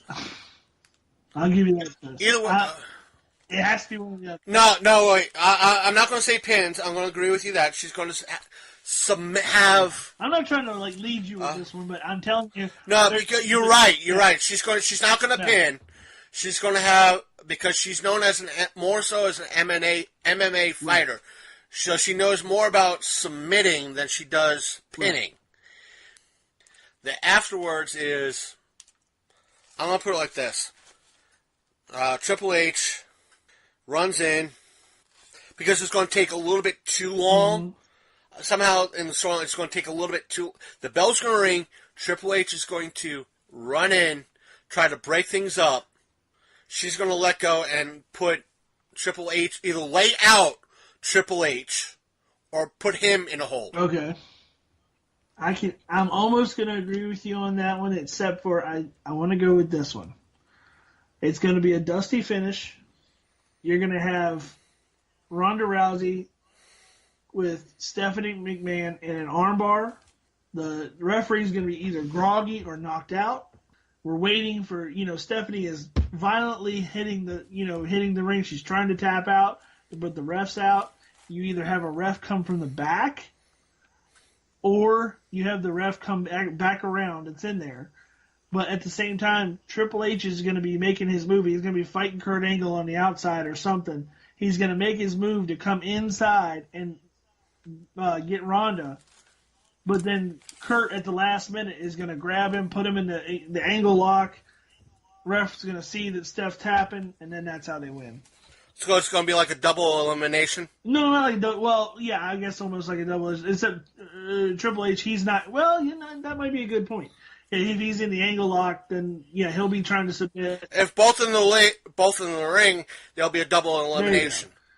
In a way, even though the person that will be eliminated would be the valid, two valid people in the ring, which would be Stephanie and Ronda, but it'll be still a double elimination. And I'm guessing there'll be some after the match stuff too. So because you're going to want to have Rousey put, or I'd say so. It'll be something close to that. So I'm guessing there's going to be after the match stuff too, like where she does something and like either body slams Triple H or throws Stephanie McMahon out of the ring onto him or something. She's going to have to do something to prove she's like top dog now. You know what I'm saying? Because they want to bill her as like bigger than life. So and do things and kind of hold up to that a little bit to that that whole what was it like? What was his, kind of like that? Even though it's Ronda Rousey, but the Piper's nickname. Rowdy. They're going to have to kind of play that into it, like, oh, she kind of has that blessing from the Piper family, so kind of let her be that rowdiness, give her that little bit of edge that maybe Triple H is still in the ring or Stephanie's still in the ring. She tosses kind of like not so much a Piper fashion, but kind of tosses Stephanie at like, take your wife back. Yeah, you left your trash in the ring. Trash in the ring. Throws her. Yeah, something crazy. It's gonna be something like that. You know that. So, and they'll continue that feud afterwards. The next one, this is gonna be a doozy as well. This is for the WWE Championship. AJ Styles versus Shinsuke Nakamura. And the thing is, part of me wants to go with AJ Styles retains. Right. I want to say that AJ Styles retains. I'm going to say Styles. Yeah, I'm going to agree with you on this one. I don't see Shinsuke Nakamura winning. I don't know. It could be his WrestleMania moment. You know what I'm saying? Very much so. But they got a lot invested in AJ Styles for him to lose. Yeah, right. I think AJ Styles wins. But it's going to be one. I want to say it's going to be a decent match. Sure. They can't have it just. Oh, here comes this person against AJ Styles, and it's 1, 2, 3. It's got to be something with meat on it. Hopefully, something with meat on it. For sure. No, that's going to be that'll probably be one of the best matches of the night. And of course, the boring Universal Championship, where you see Brock Lesnar throw Roman Reigns around the ring for a half an hour. Brock Lesnar wins this, and I turn it off. Yeah, both. Brock wins both. And I won't even guess the stipulations because we all know it's going to happen. Yeah, it's Brock's going to win it. We know why. It's fucking Brock Lesnar. Yeah. And Roman Reigns, nobody gives a shit about. I mean, if Roman Reigns would win, like it wouldn't stun anybody. It would just piss everybody off. Right. People would be like, okay, no. It's like, first of all, Goldberg, lost, against Lesnar. No. No. Roman Reigns is not going to beat him. Okay. Do we get wrestling out of our systems? Yeah, we got it all out. Okay. Oh, we got wrestling out of our systems, folks. Let's kind of move on. Even though, due to recent financial yet enjoyable circumstances that has happened over the past 2 weeks between both me and Big Candy. We did not really have the funds to see Ready Player One this week, but we will hopefully within the next week or two. Yeah. I'll put it like that because, folks, I'll say it right now. I'm in talks with a independent movie maker, another independent movie maker / actor. Hopefully, the interview with this person will happen this upcoming April 7th. So that's that, and more details to possibly come. He has to get back to me in reference to whether or not he is available that day for that interview / conversation. Is this somebody I know? No, not really. But it's just one of those sources that came to me through Podcast Discovery Center. So it was just one of those like, hey, I found you guys' group. I have this person who's just released an independent movie out, and he would like to do like a Friday the 13th type press junket sort of thing, because he does a lot of comedy horror stuff. So I was the first one that kind of jumped in on the aspect, like, I'll be more than happy to have the guy on. You know, this is a little bit behind the scenes, folks, but and just talks like even though he lives on the East Coast, I'm like, hey, Saturdays are usually the easiest for me because this is in essence, Easter weekend. Again, folks, if I know it's released on Monday, we hope you had a safe April Fool's Day if you celebrate that, and we hope you had a wonderful Easter. Is that a drinking holiday? What? April Fool's Day? Any holiday could be a drinking holiday if you really try. It is past midnight, so officially it is. Right, here on this coast, yeah. He is in Los Angeles time, and we are Eastern Standard. So it's just the petty details in reference to, hopefully he gets back to me over the next couple of days to say that, yes, he's available, and this is what time he's available, meaning that I would have to do the 3-hour adjustment for his time, which means, like, if he says, hey, I'm available at 7 o'clock LA time, I could have to say, all right, I have to be home by 10 o'clock. Yeah. So it's that sort of thing. So, and you'll know, depending on how I would like to release it, and I'll speak to him in regards to whether or not he wants it released as a bonus episode or a weekly content episode, meaning it could be something either we discuss probably after show, meaning that, hey, because you want to do this, from what I was told, you would like to do a Friday the 13th type of press junket, do you want me to release this as a bonus episode on Friday the 13th? And I'll release it as a bonus episode on Friday the 13th for you, our listeners. I know it's something I rarely do as a bonus episode, but I would love to do if you would so like to do that and thinks it's cool. I will do it as soon as Eastern Standard Time hits, Friday the 13th. As soon as I get in for work, I can release the episode as a bonus episode. But if he wants it released as a regular Monday episode, I could easily do that as well with him. So it could be that sort of thing that it's up to him and how he enjoys the discussion and the interview. So, and to kind of move on, again, because hopefully by the end of next week, between the interview and everything else, at least I will try to watch Ready Player One and give you guys a review and kind of like a synopsis between the little bit differences between the book, because I have read the book, and thanks to Uncle Tony and the movie, but I've heard that there's been some differences between the book and the movie because. What are the initial reviews for it like? I've been kind of staying away from the reviews until I see it, but I've been hearing overall a little mixed because they've been saying kind of a little bit overrated. And I know this right now, this will be a little bit of a segue with what we're covering, but I want to cover Scooby Natural real quick before we get into the some of the little bit of not so much controversy, yet controversy about Ready Player One, but I want to cover Scooby Natural because it's kind of relevant to this week because it happened this past Thursday.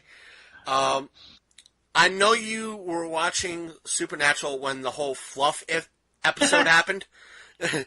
the AKA the suicidal stuffed bear, which was as funny as it was wrong. It was right up there with Puppet Angel. Right, but Scooby Natural, let me put it like this, did it live up to the hype? Mostly it lived up to the hype. If you haven't watched it, if you're able to download the CW app, watch it on the CW. Yes, there's a few adverts on it, but watch it. It's as every bit Scooby-Doo as it is Supernatural. It is. And, there's videos online of Jason Ackles, I think that's his name, the person who plays Jensen Dean. Ackles. Jensen Ackles. He does a Velma impersonation. Yeah, I have to share you that link. But it's on YouTube, and it's great. But at one point in the episode, I got to rewatch it because I think I missed it. Velma states there flat out, there is no such thing as the supernatural. And according to several people, that if you pay attention to Castiel's character in the back, he kind of stares straight at the camera like, duh. But like I said, it's as equal amount as Supernatural as it is Scooby-Doo. Dean tries to go after Daphne the whole episode, yet it's denied constantly because she has a thing for Fred, but Sam gets a kiss from Velma. Oh, no. Yeah, and she keeps gushing at good old Sam because he has quote-unquote broad shoulders. Get him, Moose. Yeah, get him, Moose. But the thing is that they kind of how it kind of falls as an episode is that they wind up. There is a kind of an, if you want to call it an homage to the it's not a suicidal stuffed animal, but a stuffed animal explodes, so there's fluff everywhere. So you get that whole aspect of fluff, and your mind will go straight to the suicidal teddy bear.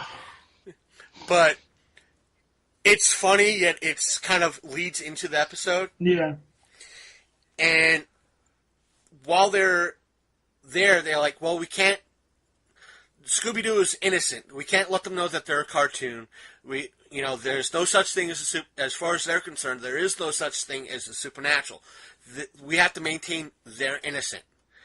But in essence, their show bleeds into Scooby-Doo. So, whereas the cartoon characters could not get hurt in any way, shape, or form, meaning Shaggy and Scooby could fall off the Sears Tower and not get hurt. Right. They, in essence, like Scooby characters, get hurt. They just kind of discover that, hey, they can die, they can bleed, and in essence, all hell breaks loose. And it's comical as hell. And the current people that voice Fred, Scooby, Velma, Daphne, and Shaggy all play their roles in this. So, what's his name who played the live-action version of Shaggy, who now voices Shaggy in the current animated series, came in to voice Shaggy. So it's the voice actors and actresses that voice these characters doing these characters, too. So that's great. So there's some authenticity and greatness. So me kind of sharing how the person who voices Shaggy does Shaggy kind of felt into play with everything over the past couple of weeks in regards to our show. And it was great. It's funny. And it works out. It was a great crossover. And it might not have been the crossover we needed, or I should say we wanted, but it was the crossover we needed. Right. to kind of quote Batman, we're not the superhero we needed. Not the superhero that Gotham needs, but the superhero they wanted. But it plays out. And again, when Cass meets Scooby for the first time and says, "Hi, I'm Scooby," and he goes, "I'm Castiel." The gruff voice of Castiel, "I'm Castiel." He steps back and kind of whispers to Sam and Dean, goes, mostly to Dean, "Dean, the dog is talking." Like, it plays out as both. It somehow works. Right. It's kind of hard to describe. I do recommend watching it. It's great. It's wonderful. Even though it doesn't really say it lives up to hype with me, but it kind of does in a way to everybody involved. Yeah. No, I want to see it. Like, ever since I saw the news article about it, I thought it was the funniest thing. I've been waiting to see it. Okay, now kind of go back to, because again, folks, if you're not following our show over the past 2+ years, we do have show ADD, which means we tend to bounce back and forth with a couple of topics. And with that tradition, we're going to be bouncing back to kind of the Ready Player One type of ordeal. And the person kind of causing the ruckus behind a lot of Ready Player One. It's not so much Ready Player One with all its Easter eggs. I do predict that it will be coming out on top because of all the nuanced Easter eggs. If it doesn't come out on top, it's going in theaters.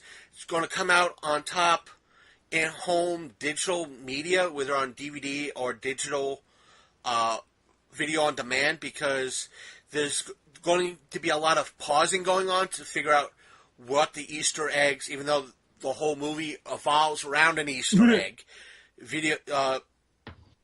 But the main person that's been having a lot of controversy, or drawing a lot of controversy, is Steven Spielberg, oddly enough. And the first time he's come into controversy is that he has stepped up by saying that he doesn't think that Netflix movies deserve Oscars. Oh, Lord. Despite how good they are. And let's see, he said, once you commit to a television format, you're a television movie, he told ITV News. He certainly, if it's a good show, you deserve an Emmy, but not an Oscar. I don't believe films that are just given token qualifications in a couple of theaters or less than a week should qualify for the Academy Award nomination. Wow. So he not only is he throwing Netflix under the bus, but he's also throwing a lot of independent directors and actors and different movies under the bus too. Wow. Right. And it says Netflix recently started gaining awards recognition for films like Dee Ree's Mudbound, which received a 1-week theatrical release in New York and Los Angeles, and Ava DuVernay's 13th, which did not release in theaters and was nominated for Best Documentary Feature at the 2016 Academy Awards. Right. Dunkirk director Christopher Nolan also weighed in on Netflix, calling the streaming giant's release plans bizarre and mindless. He later apologized to Chief Content Officer Ted Sardanos. I bet he did. However, calling his remarks undiplomatic. His movie wouldn't be seen anywhere if he didn't.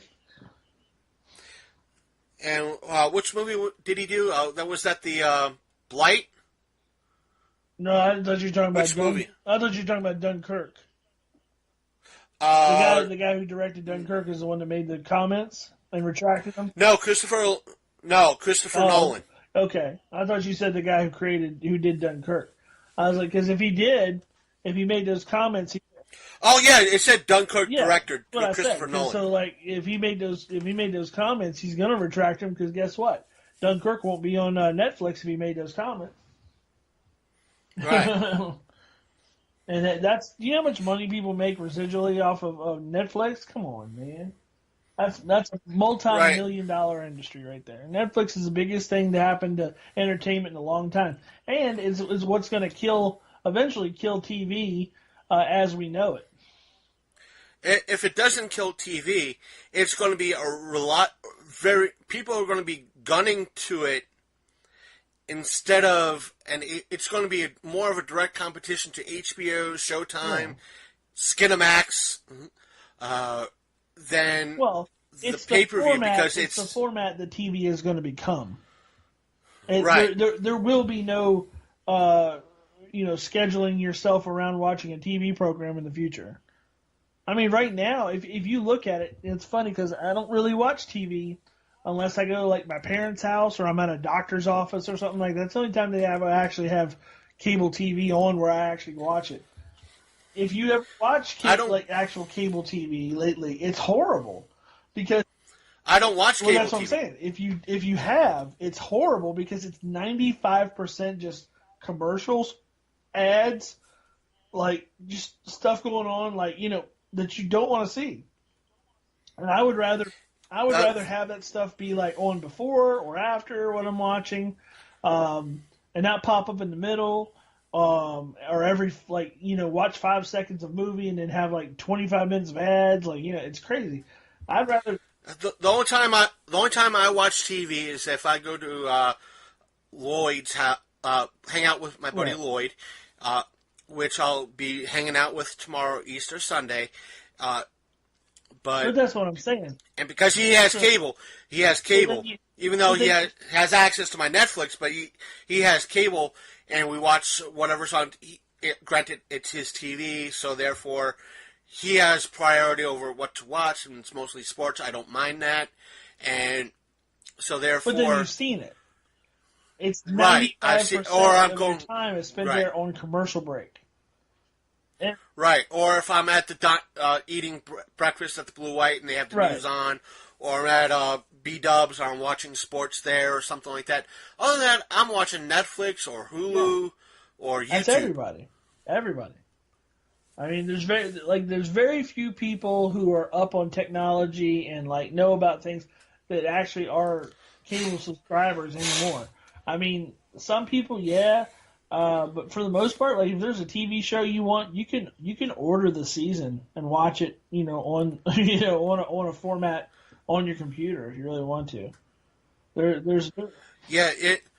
For me, even though I haven't done it this time around, but if I really wanted to season pass a show, let's say like Walking Dead, I'd season pass it on a yearly basis. If you factor in the few shows that I season pass, this year the only show I season passed was the current season of Red Dwarf. Right. And that was like a $10 season pass for 6 episodes. Their seasons are 6 episodes anyway. Think about it this way. So you're season passing a show that would otherwise be included in your cable programming. I'm not going to say for free, but for whatever you pay for cable each month. So it's really, in essence, it's a good deal because you're getting exactly what you want for way less money, but like without the commercial interruptions and without having to watch it when it's on. You can watch it whenever you want. That's the difference. Granted, it's like I used to tell people, because they'd throw in my face, you're paying about the same amount a month as I am for cable. And they're paying, I'm like, all right, internet excluded. What do you got? Dish? DirecTV? You're paying what? $90 a month? $100 a month? I'm paying, on average, if you just factor in Netflix and Hulu, that's $20 a month. If you want to go yearly, that's $240 a year. If I choose to season pass Walking Dead, that's, if I'm rounding up, additional $40. That's $280. If I season pass a show like Doctor Who, again, another $40, let's say. That's what, $320? That's what, a little bit more than $30 a month. That's way less than what you're paying if it's the basic package. I tell them, it's like, here's what cable companies and satellite companies do. They put a station like AMC, which carries The Walking Dead, on a separate tier package than everything else, even though the basic package is maybe $40 a month. But if you want to watch The Walking Dead because that's your favorite show, you have to pay another $40 a month just to watch a show 6 or 8 months out of the year. And you're getting other channels that you don't want. Yeah. Oh, tons.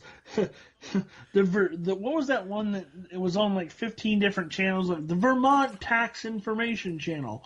Why is that even a thing? Right. But the thing is, with me or with us, like that, I don't understand. Like with me or with us, if Netflix doesn't have it, Hulu might have it. Right. And because I don't know about you, but because I have friends that tend to buy DVDs still and Blu-rays, they give me the Vudu codes if they don't want them. And I get Vudu movies. So guess what? I have Vudu access to me. And I know people at Vudu would say, well, that's people giving you Vudu code. Their Vudu codes is against copyright. Guess what? I've spoken to people in the FBI. It's not against copyright. They own that code. It's their right to gift that code to me. It's their code to do what they want. Yeah, they paid for it. So if they don't want their code, if they choose, it's their code to do as they please. Mm-hmm. If they choose to give me that code because they do not want the Vudu code, therefore, guess who benefits? I do. Yep. And you know what? If that means I get to watch the Justice League, per se, or what have you, whatever they so choose, then I'll get that particular code. That was a terrible movie. I'm just using it for example. It's still better than The Last Jedi. But that's beside the point. Bird! Yeah, it's still okay. But so boring.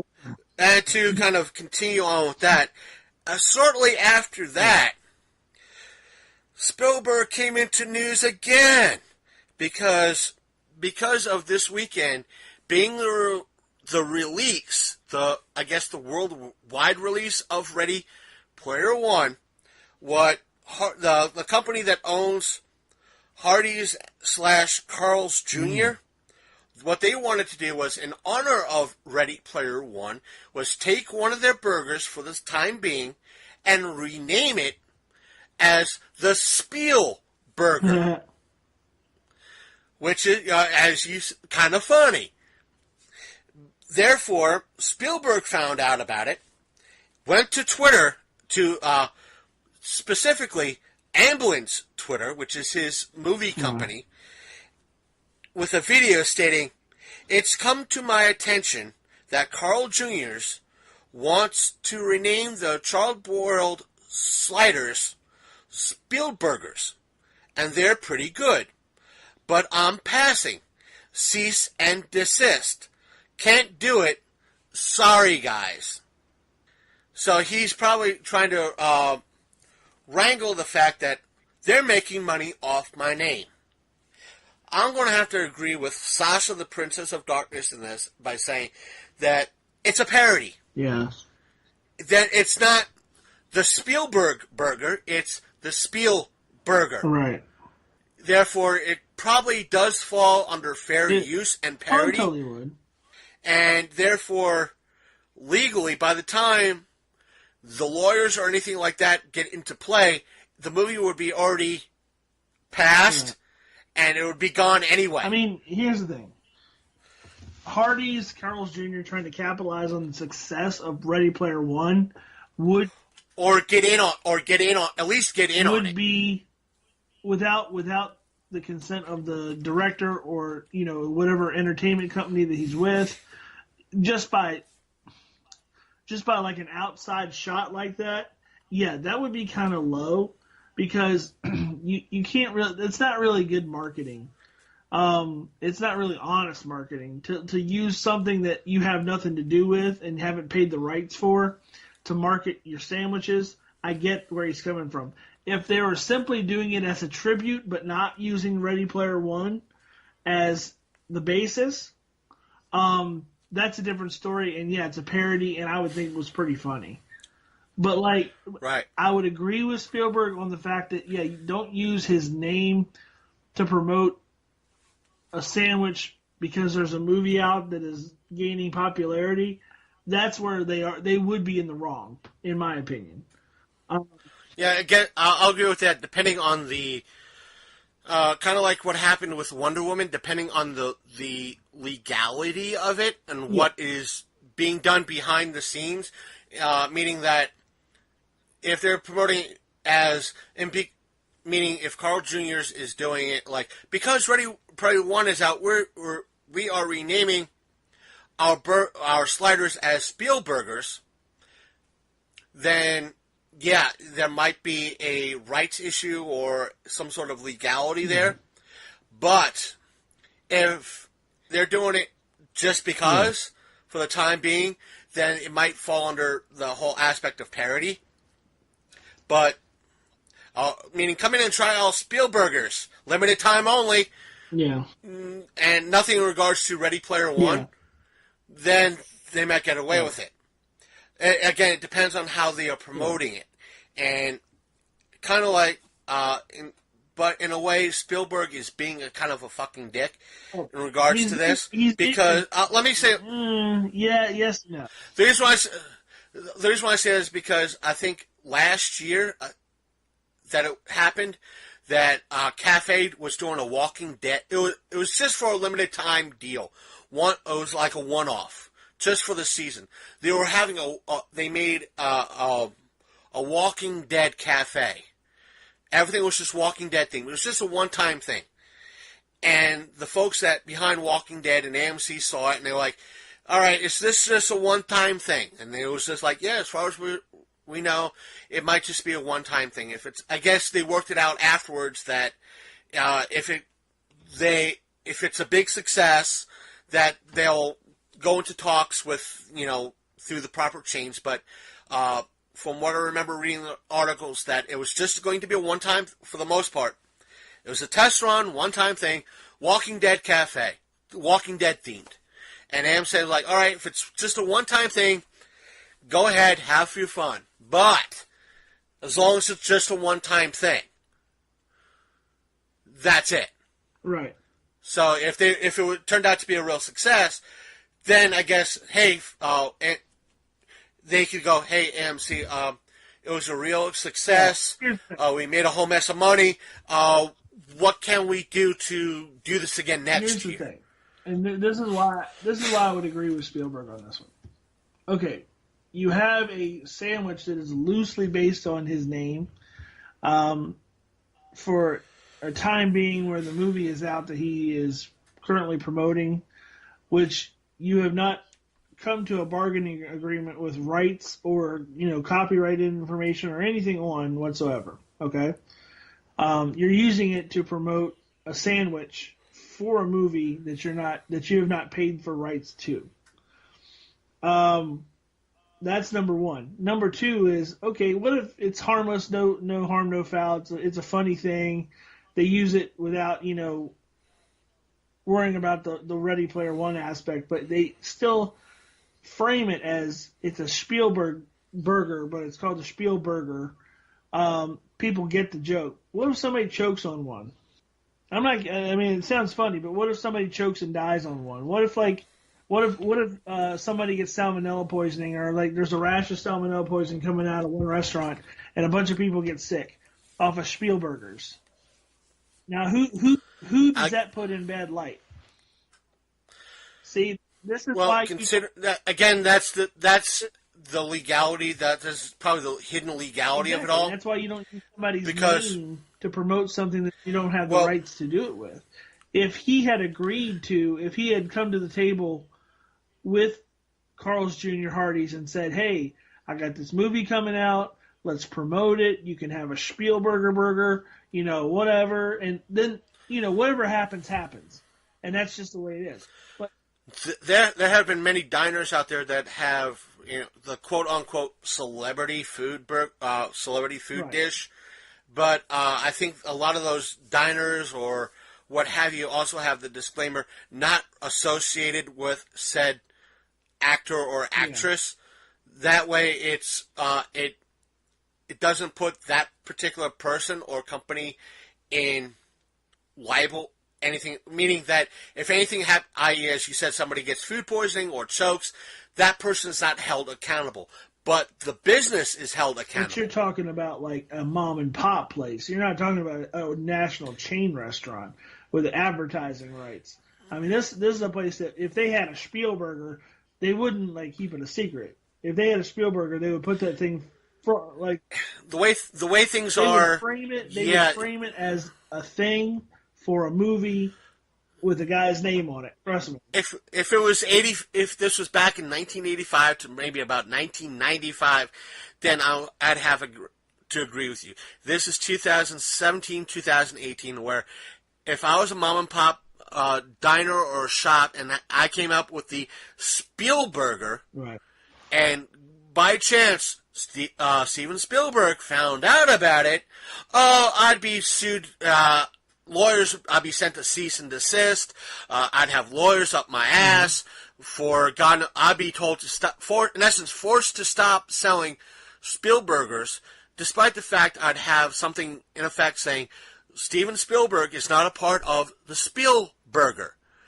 Yet, but apparently, in reading the article, that yes, Carl Jr.'s was in essence doing a Ready Player One campaign without the blessing of Warner Brothers. You can't do that. And therefore, there could be actual legalities behind that. So you can't just jump on the back of something and that's just, you can't do that. No. I mean, there was a place in town here a long time ago. It was like my favorite burger joint. Still remains probably in my top 5. It was called Big Al's. And everything was like named off of movies, like because he was like a movie buff. So when you're eating in there, he had like movie posters on all the walls and stuff. But I mean, these burgers were killer; they were so good. But like they were called like the Terminator. One was called like the Scarface. One was called like after different movie characters and different actors and stuff. But I could see without like a legality thing, because it's kind of he's not promoting a movie, he's promoting like just a sandwich really, with no ties to the movies whatsoever. It's just like inspired, like I think a lot of them say this sandwich is inspired by the movie blah blah blah blah blah. But the way the article reads and what's been put out in reference to the article, they're making it kind of sound like Carl Jr. / Hardee's was trying to initially getting in touch with Steven Spielberg and Warner Brothers in regards to this, and they didn't want to talk whatsoever. That doesn't give them the right to just do whatever they want.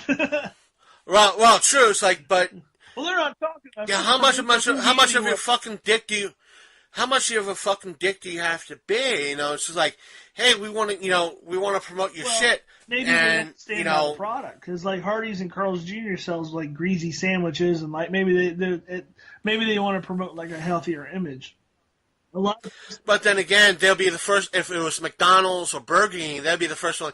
Hey, let's do it. Let's go old school, because that's what Ready Player One is all about. Nostalgia, yay! Like, you never know what a person's reasoning behind having somebody promote them is. I mean, it could be a health thing. It could be a recognition thing. Like, okay, well, there's only 2,000 Carl's Jr.'s and only 3,000 Hardee's left in the United States. We want more exposure than that. We're going to go with Burger King. You know what I'm saying? It could be something as simple as that. Like maybe they're not big enough. Maybe they're not like a nationally recognized chain that they would actually recognize. You know what I'm saying? It could be that would. I wanted to say that would hold more water if a Burger King or a McDonald's actually did that or went with them. and therefore Carl Jr.'s wanting to get in on the action, and therefore, it's like, wait a minute, we got to deal with, McDonald's or Burger King with maybe healthier, quote-unquote, healthier options, or even a Happy Meal, or the Burger King Happy Meal equivalent. No, that's a good point, because it's all in how the package is delivered. Like, how do they want to package this promotion? Like, do they want to put it in a Happy Meal and aim it towards kids? Do they want to put it in a Slurpee cup and aim it towards, like, people who go to 7-Eleven? Do they want to put it, like, as a sandwich at Carl's Jr.? Like, it's all about, like, how do they think they're going to get the most people in the theaters after seeing it at a restaurant? You know what I'm saying? Or fans of the movie, who is going to go get the sandwich of the movie that they like? It's all that marketing and, like, promotion stuff, and, like, you really have to have a brain for that kind of stuff. But, like, obviously, Steven Spielberg and Ready Player One and Warner Brothers weren't on the same page with Carl's Jr., and for them to want to just start promoting something just to get on the hype train, that's where I'm like, yeah, you can't do that. But it's one of those things, like, you can't blame them for trying, but that it's, in a way, yes, it's kind of a dick move. Yeah. It's just like, hey, just let them do it. Let them have their fun. Let them get in on the Well, it'd be like, okay, here, let me put it in perspective. It'd be like, okay, you promote your show, you do your thing, you do all the work, right? And you're all of a sudden your show has, like, 1 million listens every week. Okay? Oh, I wish I had those I'm just numbers. saying. Say you did that, but then all of a sudden, like, out of nowhere, I come on the show every week and I'm going, by the way, buy my buttons.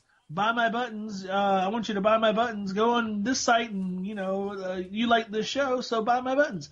And I don't pay you for advertising time. You didn't ask me to come on and talk about my side project. Nobody's on here saying, I don't come on, like, I could come on just to be co-host, just to, like, be like another voice on the thing, and you're the main host. But, like, I come on and start promoting my thing without paying you for it. It's kind of the same thing. Like, was I asked to be on the show? Yeah. Did you ask me about my business? Maybe, maybe not. Did I start promoting it anyway? Yeah. Oops. Now I'm taking money from you, or taking money from your potential advertising, because I'm not paying you for it. You know what I'm saying? That I'm just hitting on your fame train, like, like you're the one doing all the work, and I'm just using you as a vehicle to, like, throw my name out there. You can't do that. You have to pay for that kind of exposure. That's why people have, sponsors. Right, and the next up is that you kind of tying in with this whole director, producer, going after major productions or tied to major productions. I don't know if you heard about this, but little-known producer / director Boll decided to throw his fucking idiotic hat in the ring and try to go after The Rock's movie Rampage. Why? Because over the past, I want to say, Boll, the one that directed Rampage, the one about the kid, like, spazzing out and, like, killing everybody. Yeah, he did 3 movies based, in essence, quote unquote, Rampage movies. Right. The first one being Rampage back in 2009, about a person going on a rampage, or this antisocial person going on a rampage. Yeah. And let me put it like this: the first 2 Rampage movies were Mr. Boll's best work. The third one was not the greatest. It was interesting. They might have topped out at a 7 at best. Yeah, they weren't that. They really weren't that great. I mean, compared to his earlier work, yeah, they were great. But as compared to current movies, no, they're not. And I guess he figures that the current Rampage movie, based on a 1980s video game, is hurting his brand in regards to his Rampage movies. Really bad. There's a really bad time to speak up about that, by the way. And according to the article, this is as of like Bleeding Cool. Yeah, great source, right? But according to articles, Boll is currently reviewing his options to pursue litigation against motion picture studio Warner Brothers and producer New Line for using his brand Rampage as the title for the upcoming motion picture starring Dwayne Johnson, also known as The Rock. The press release reads, Boll released 3 original Rampage movies in 2009, 2000, I guess they kind of misread it or miswrote it, meaning the Rampage trilogy was in 2009, 2014, 2017. This movie trilogy had a quick turnaround, amassing a large cult following on DVD and entities like Netflix. And let me put it like this. There was a movie out many years ago. It was called The Talisman. Was it in any way, shape, or form bearing in regards to the Stephen King book, The Talisman? No. No, it wasn't. Did Stephen King go after the movie, The Talisman? Both are horror. One's a horror book and a horror novelist. The other one was a horror movie. No relation to each other. Did Stephen King go after a lawsuit in regards to the movie? No. No. He realized that he is a bigger brand and will probably make his money back elsewhere. This is just one of those factors that Boll probably sees the Rampage making being a video game movie, 2, it making way bigger money, or much more in the long run than any of his films did in the past 20 years, that he wants cash in this.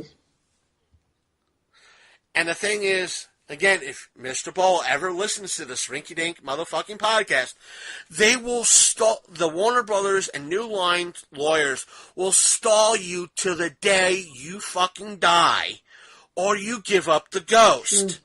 You don't have that kind of funds. And 2, like, he has no leg to stand on.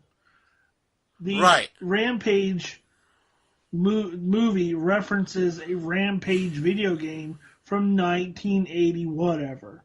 Long before the script for Rampage 1 was written. In essence, Warner Brothers could sue him for taking the name Rampage. Very well, could turn around and sue him for using the name Rampage. 2, it has nothing to do with his movies. His movies are about like psycho killer on a warpath. These are about like giant animals. Right. Now, let's take the whole aspect of The Talisman. I didn't see the movie. I saw it in like a Blockbuster or something similar. And let's say that when I read the box, it had nothing to do with the Stephen King story. But let's say in some way on the box it said a kid finds a talisman. I think in the book that's what he does. He has a talisman around that he wears to help him traverse dimensions. If the story of that movie, any way, shape, or form, mirrors or has similarities to the Stephen King book, which I think was co-written by another author too, but it's more known with Stephen King is the main author I remember being behind it. But the fact of the matter is, if both stories sync up, but had the movie had nothing like based on a Stephen King story, then yes, Stephen King would have a leg to stand on. But if the aspect of, since they don't, he doesn't have a leg to stand on. So in this case, if Boll's movies were about 3 or 4 overly sized animals attacking a city, then yes, he has a leg to stand on. Because his is about a person on a rampage, then he doesn't have a legal leg to stand on. It doesn't hurt his brand. Just like I'm willing to bet who makes the original skeleton key. Here. New Line Cinema, I think it is, or Legendary, something like that. They probably realized John Johnson makes a skeleton key series. They probably sat down one day.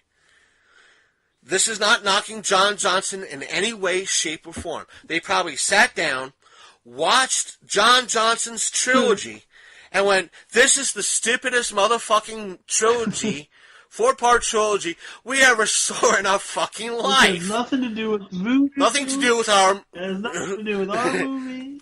Movie. You know what? We have, to go after this motherfucker with a cease and desist. And besides, he's not marketing his movies as Skeleton Key. He's marketing his movies as John Johnson's Skeleton Key. Therefore, we have no beef with this small-time filmmaker from Virginia. So, even though John Johnson was catching the wave a little bit of Skeleton Key, what little wave there might have been. One that you've seen the reviews on Amazon where they're like, I thought this was the one with the what's-her-face. This was bullshit. Right. But he's probably laughing his ass about it. So, but New Line or Legendary, whoever puts out the original movie, doesn't give a fuck. It's not hurting them in any way, shape, or form. They're probably laughing like, this is what he comes up with? It has no bearing on our movie whatsoever. And it's about an actual skeleton key that you can find at a hardware shop? You know what? Screw it. It's not hurting us, and he's making $150 total on the back end because it's an independent movie. You know what? Heck with it. It's not going to waste our time to sick our. It's going to cost us more money to waste sending the lawyers against this person than anything else. You know what? Let him be. You know what? Just sit down, shut up. Maybe more money would actually come to you. But it's stupid. Yeah. Let's see. It says, but his, let's see, it says here, from his tweet, it's like, his official Twitter account. Boll plans to sue Warner Brothers for stealing his Rampage series title without permission. What should Warner Brothers rename the film if Boll wins his upcoming litigation? Should they let us choose unless they want to settle? And the poll was 18% chose Bush versus Trump versus Obama. 15% chose Animals Gone Wild. 52% chose Fuck You, Give Your Money. 15% chose Who Let These Beasts Out. And it didn't give how many retweets or hearts. Wow. But and he also said, buy and rent the real Rampage here. Watch on Windows 10, Xbox, Rampage 1, Microsoft.com, and he gives the links for the Microsoft, where you can buy it on Microsoft or Xbox. Right. And so far, according to the thing, it's got 4 likes. Actually, his poll has 8 likes. And the Microsoft thing has 4 likes, according to it. And he's just being a fucking ass. And he's wrong. And he's going to find out if he keeps it up. Now, to kind of move on from that. Moving on. Let's get on to the whole. Moving on up to the east side. Now, we're moving back to Hollywood. Because we gotta put on our tinfoil hats, motherfuckers. That's right. Tinfoil hats, motherfuckers, because everything we're going to be mentioning from here on out is going to contain a lot of speculation and theory and maybe some conspiracy theory, folks, because, that's right, with all that combined, it's tinfoil hat time. So grab your tinfoil hats, because we got some more news coming out of Hollywood, because past couple of days is Man, I really feel like we should have had a tinfoil hat song. If there's anybody who is a, maybe I should contact Dobbs, see if he could come up with a tinfoil hat song. To play for our first show. Tinfoil hat song. Tinfoil hat song. Because earlier this week, that it's come to light that Dan Schneider has severed, I won't say severed ties. Let me put it like this. Nickelodeon has severed ties with Dan Schneider's company. I think it's called Schneider's Oven or Schneider's something like that. Mm. And basically, it said here, let's go down to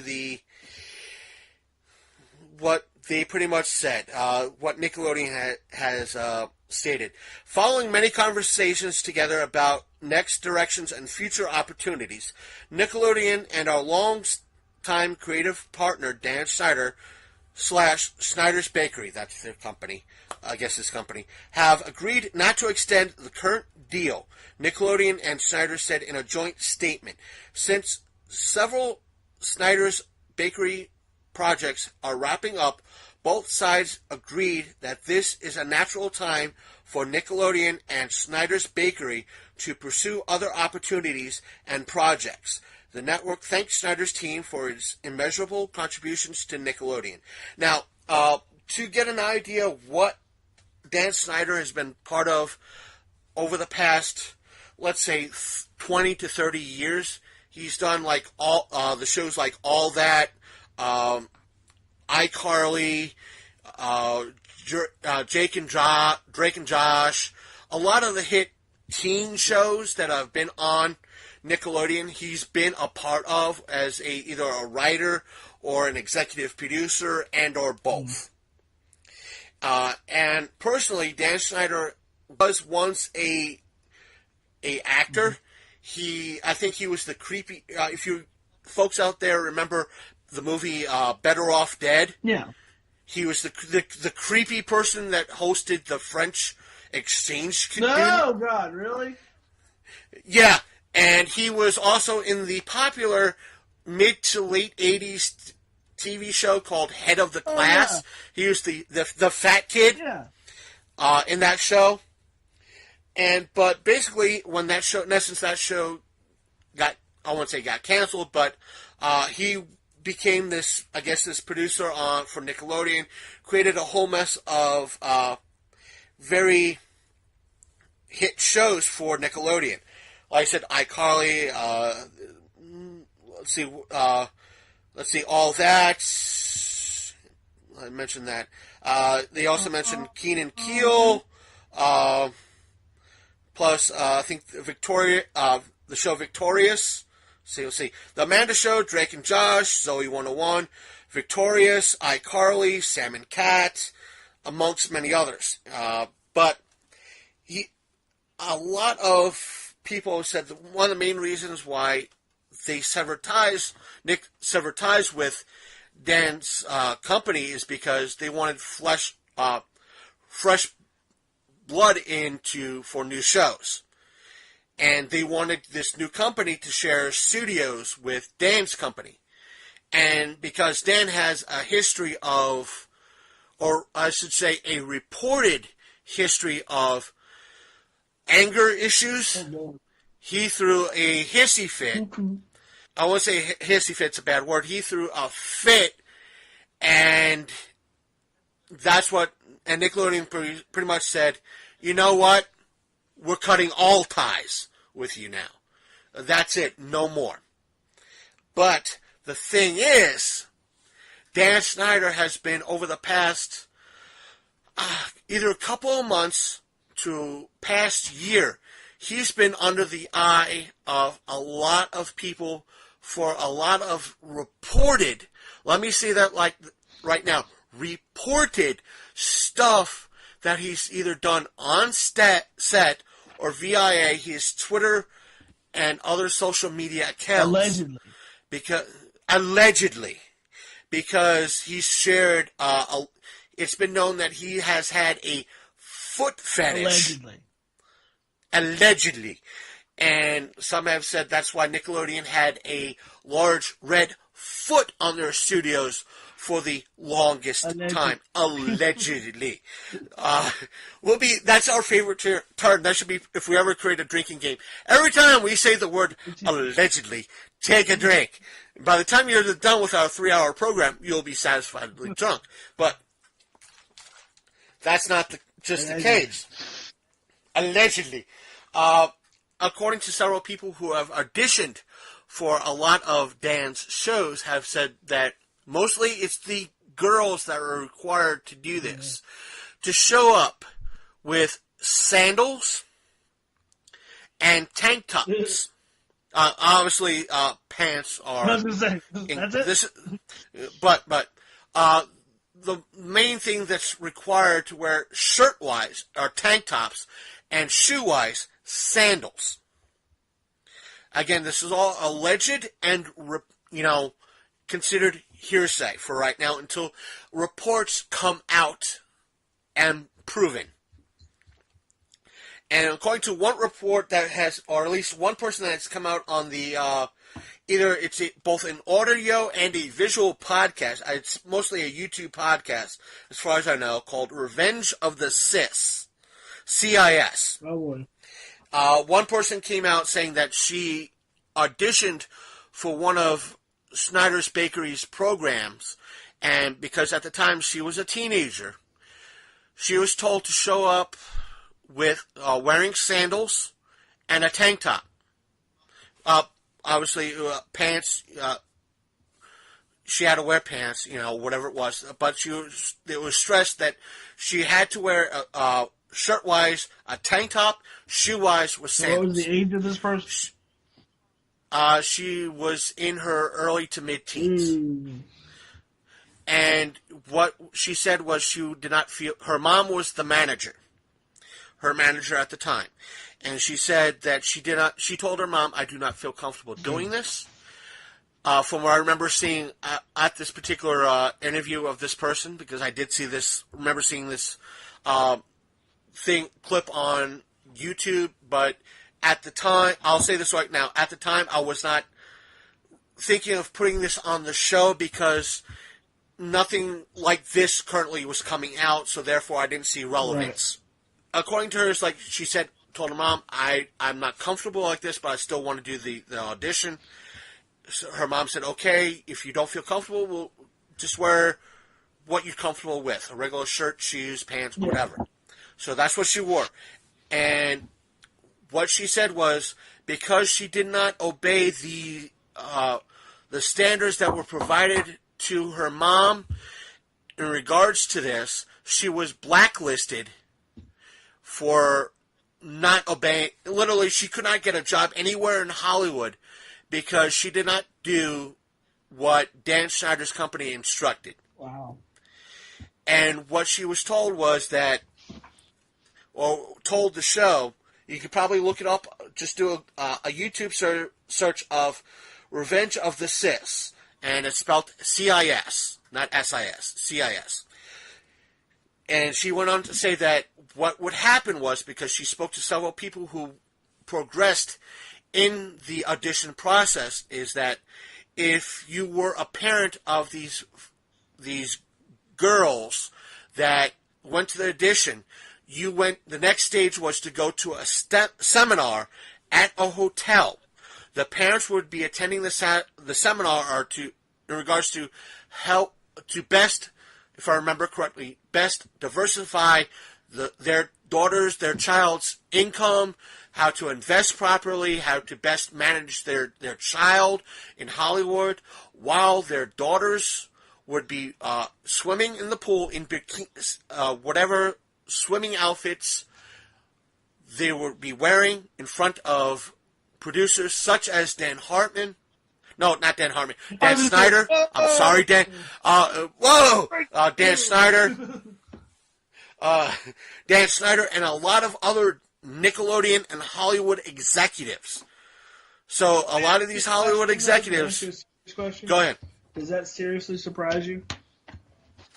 No. When I was thinking about this, because I was thinking of putting in this week's episodes, because you got to remember how long ago, maybe about way before, like 6 months before the Me Too movement, as crazy as he might be, wasn't Corey Feldman saying shit like this? Exactly what he was saying, and I believe him. I'm not like one of those people that yes, I think he's weirdo, and yes, I think he's like misguided in his attempts for fame. But but I do agree that when he was coming up in Hollywood, he probably saw some shit. Now, what people are speculating is that because Dan, some people have speculated that you had the younger sibling of Britney Spears pregnant a couple of years ago, and I think she might have had an abortion because of it, but she was pregnant through Nick, and she lost her career because she got pregnant. Some are speculating and theorizing that it could have been Dan Schneider's child, and that he had this could be in essence another quote-unquote Harvey Weinstein event, because Nickelodeon is no longer protecting Dan Schneider. I mean, I wouldn't put past it. But then again, Viacom is still who owns Nickelodeon, is kind of the all-powerful people behind this, and they do not want this happening, and or information come out, and there has been a lot of other people that kind of went insane, so to speak, like they're pointing to, like, again, here's the conspiracy theory, that they're pointing to, look what happened to Amanda Bynes. She went nuts.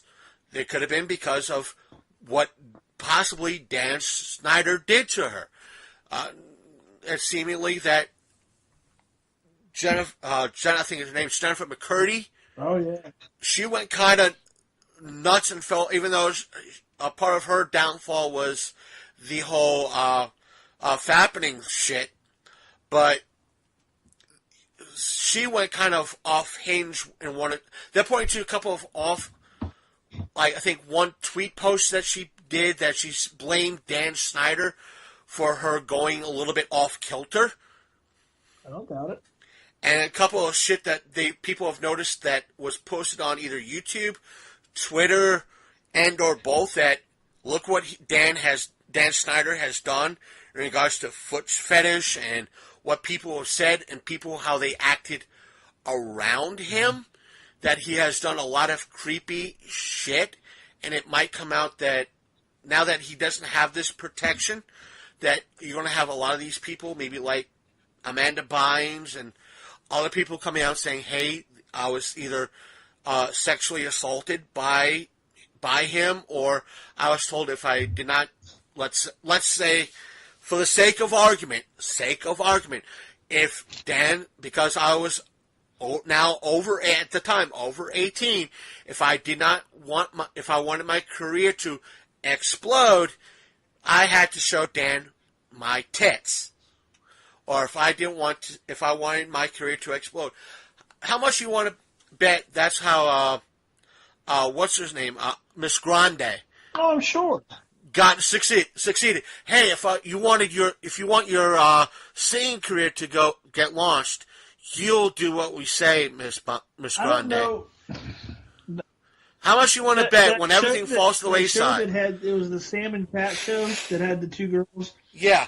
Like, apparently that was like a big deal between those two when the show kind of went downhill. I think in the last season, from what I read a while back.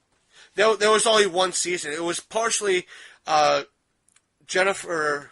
It was part of McCurdy's incident with the fappening. Her nude leaks was one, and that she was having a little bit of trouble with, or a little bit of a on-set.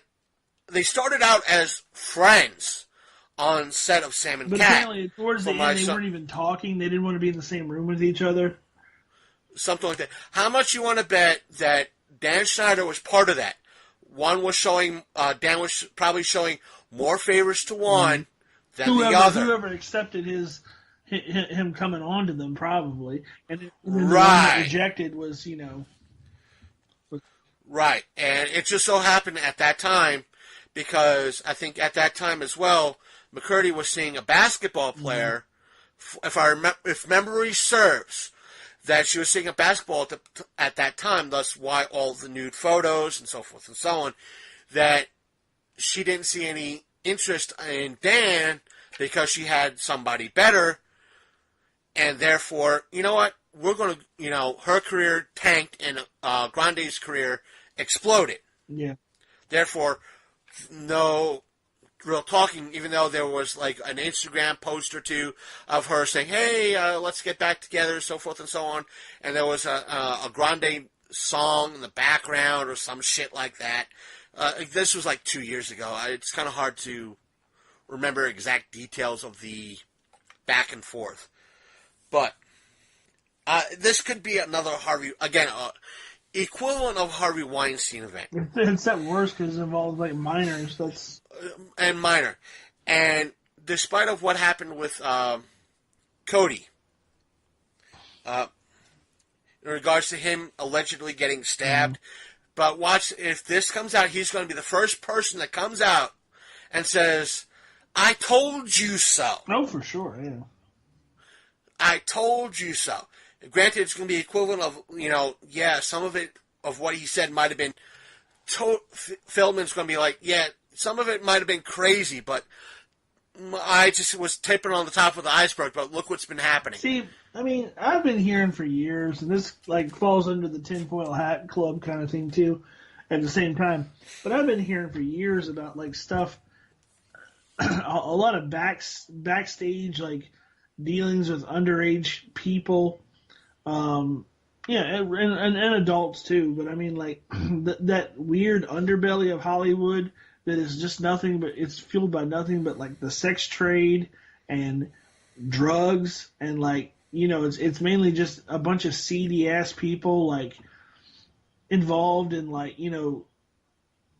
messing with young kids and like it's that whole Pizzagate thing again.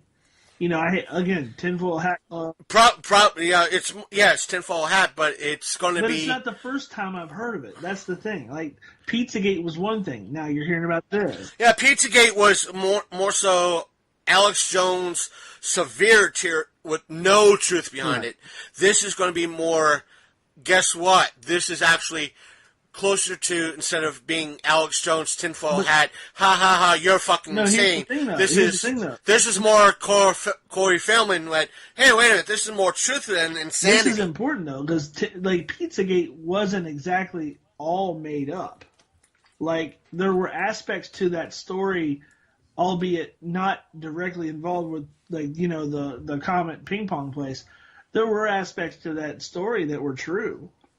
Was there a flight, that airplane that one guy owned that was going to the, I'm sorry I don't have the details. I can't remember some of the details.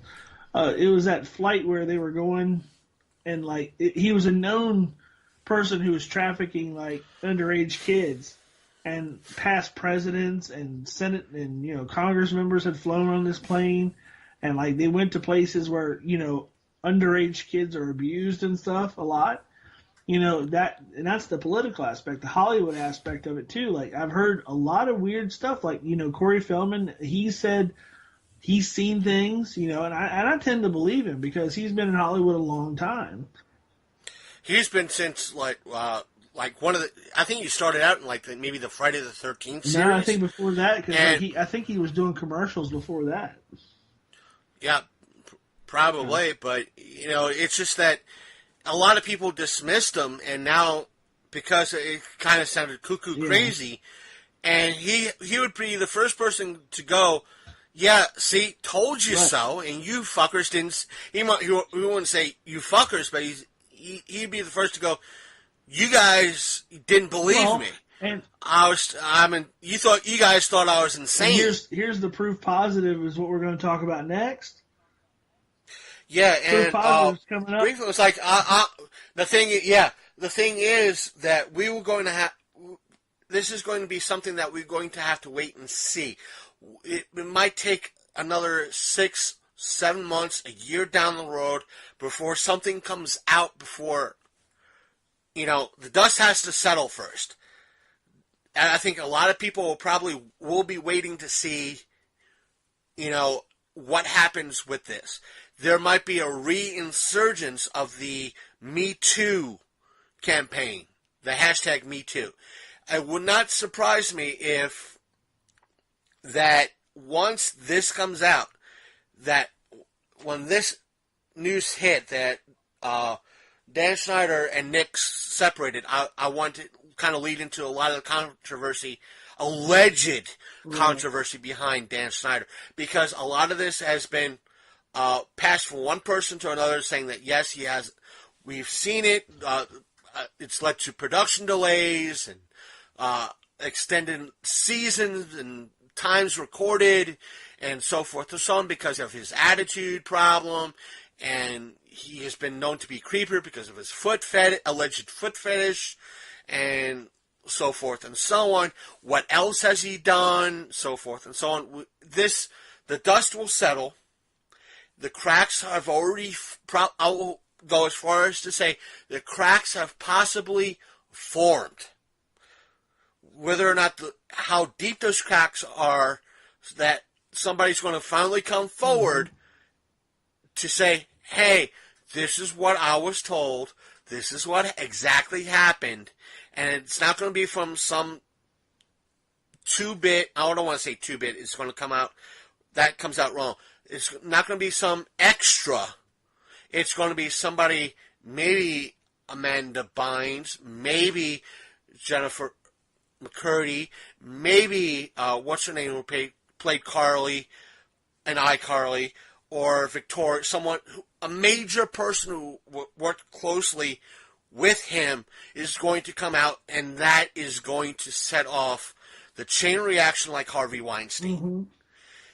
Because once that happens, you might have Miss Grande come out and yeah, it's the truth. He's done it to me. Yeah, if she's the one that does it, if she's the one that finally breaks the silence, yeah, you'll see that whole network come crashing down.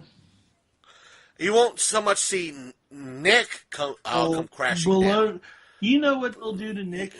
They'll say because he harbored a known pedophile, and the actions behind the scenes of not only him but the other people involved, because trust me, people knew that it was going on. It'll bring down the whole network. If not, it'll set them back years. Oh, for sure.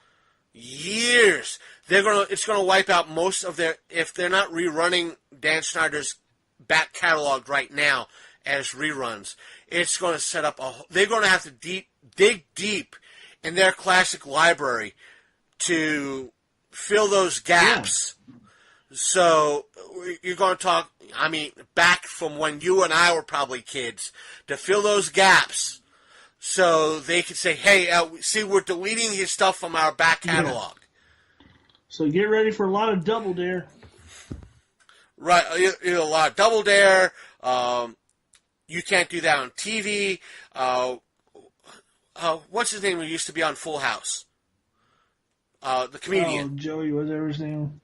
Joe, yeah, he did a show for Nick. He's going to you're going to see his shows come back.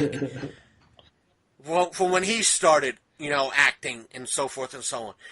And you're going to see everybody who has a digital copy of, or a season pass copy of iCarly, Sam and Cat, Victorious, Keenan Peele, whatever. They're going to be wiped clean. They're going to be wiped clean. Oh, sorry, you don't have the rights to the stuff anymore. Sure. Because it's all digital content. Once it's pulled, it's pulled. Whether you season passed it or not. Well, and all this leads to, this has been in the news for the past, 2-3 weeks now? And that being is that there has been a cult over the past, let me pull up the article because I didn't, nope, it's not this, it's the other device. Because I wanted to bring it, when you mentioned it, I didn't bring up the article, and it's just, there is a cult leader. The article that I brought up does not really say what the cult is. It's but hold on, I'll get it. But the article that Big Candy's bringing up the article the cult is run by a Keith Raniere. It's like Nexium, Now, NXIVM. something That's what like it that. is. And it's run by Keith Raniere, who's been known as the Visionaire or what have you.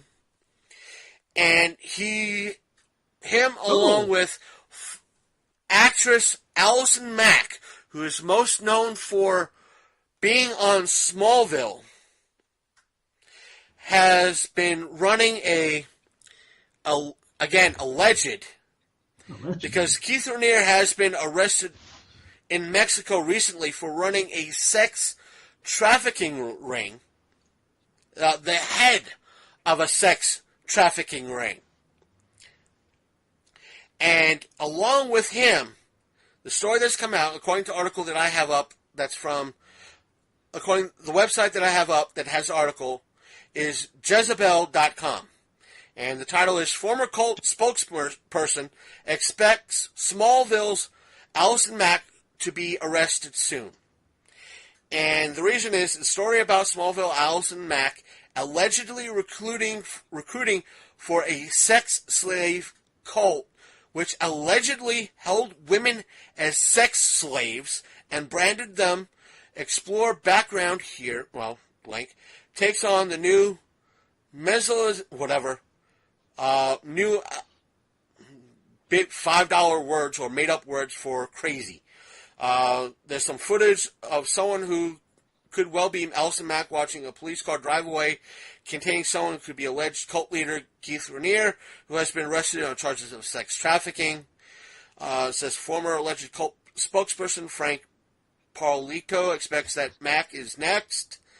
It says the spokesman accuses her of helping to come up with the idea of branding victims with cauterizing pens, and, well, yes, it really does look like her initials are in the cryptic branding symbol.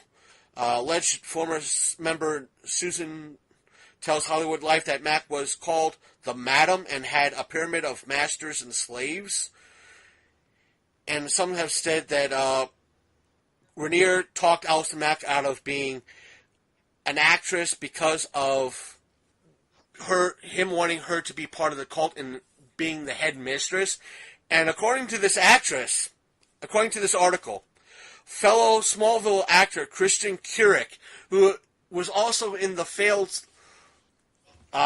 Street Fighter movie, was also, it says here, fellow Smallville actor, I should say actress, Christian Curick, who has also been connected with the cult, denies to Ellie that she was a recruiter. So it could be possible quite possible that Christian Curick is part of this as well. But who knows? Who the fuck knows? This could be another one of those things that just blows the fuck up.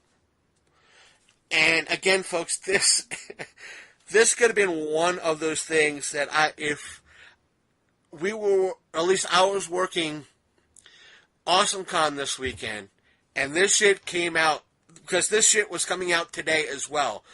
And if today I was talking to Mr. I think his name is Ellis, Tom, who was also on Smallville, I would have asked him, do you care to comment about Kristen Curick and Allison Mack and this sex cult?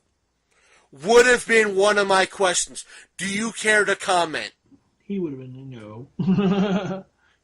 I still would have asked the fucking question. For sure.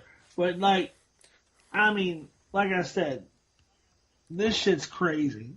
Because from what I understand, she was into some weird BDSM, bondage and domination stuff anyway, which is, that's lifestyle, that's whatever.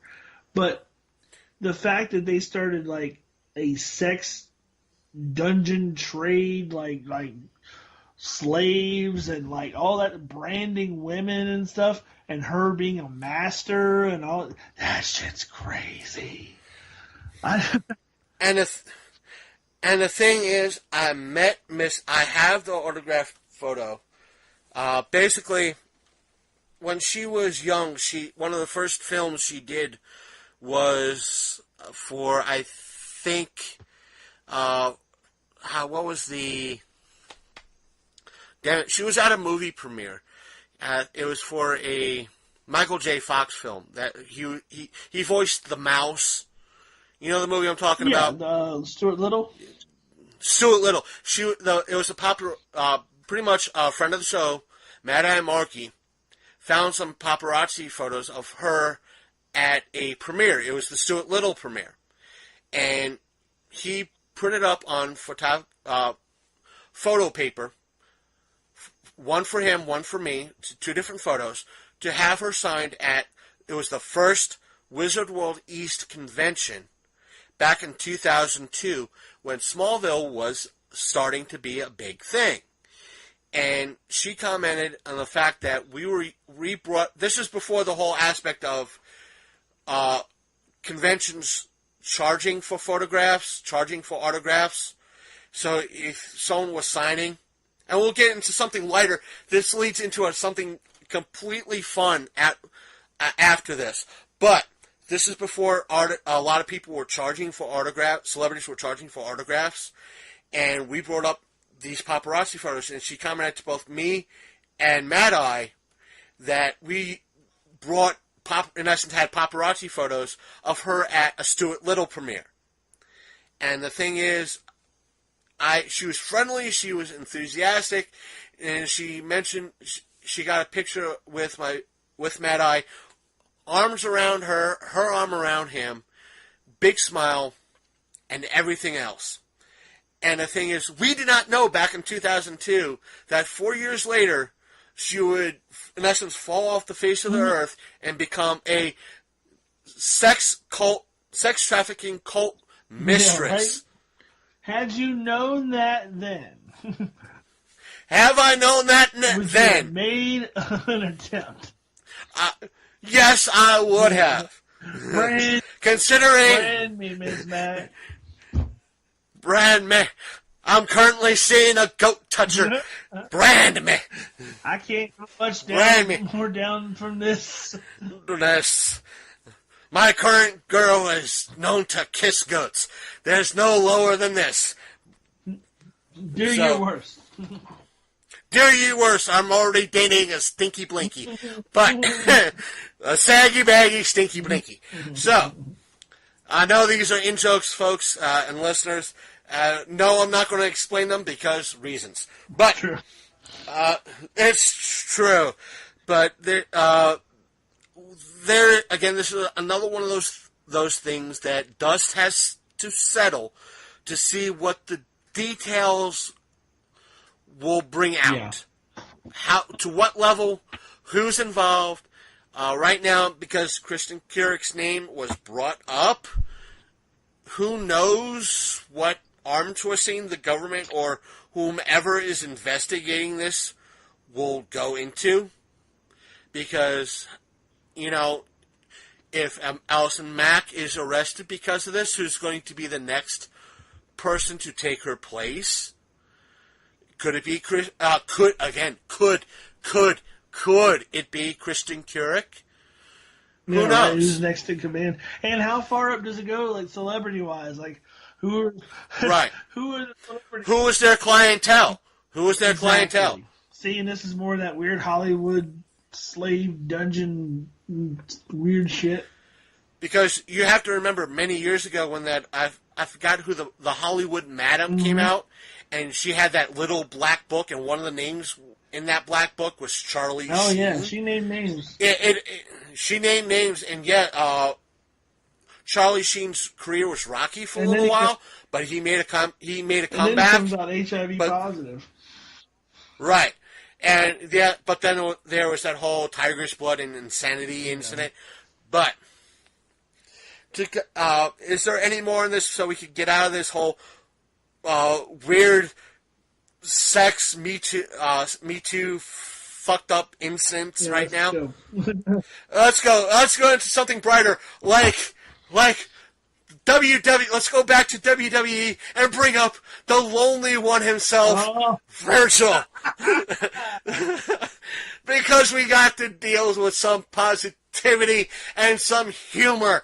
And we're going to probably end this show on the positivity and the humor of the lonely one himself, Virgil. Because the person who brought this to my attention was Big Candy himself about how the hashtag Lonely Virgil is a thing.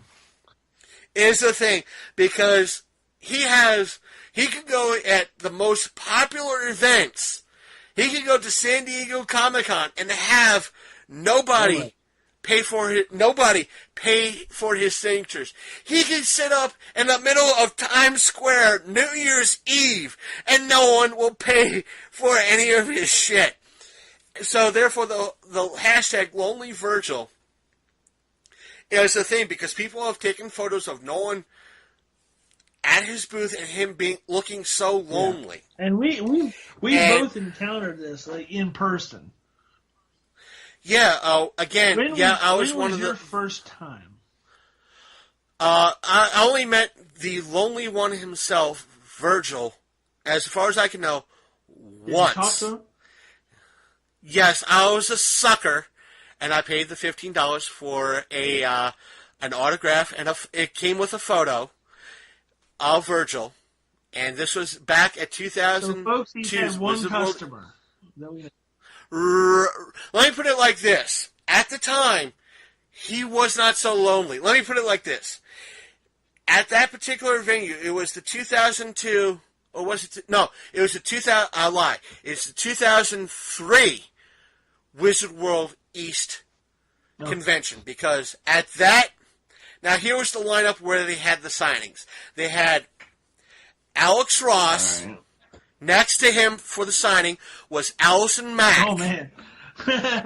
Then next to her was Virgil. Next to Virgil was the wrestling superstar known as Raven. Oh, wow. Now here's where it gets even funnier. Thousands upon thousands of people were lined up to see Alex Ross. Oh, yeah. Hundreds upon hundreds of people were lined up to see Allison Mack. Mistress Allison Mack.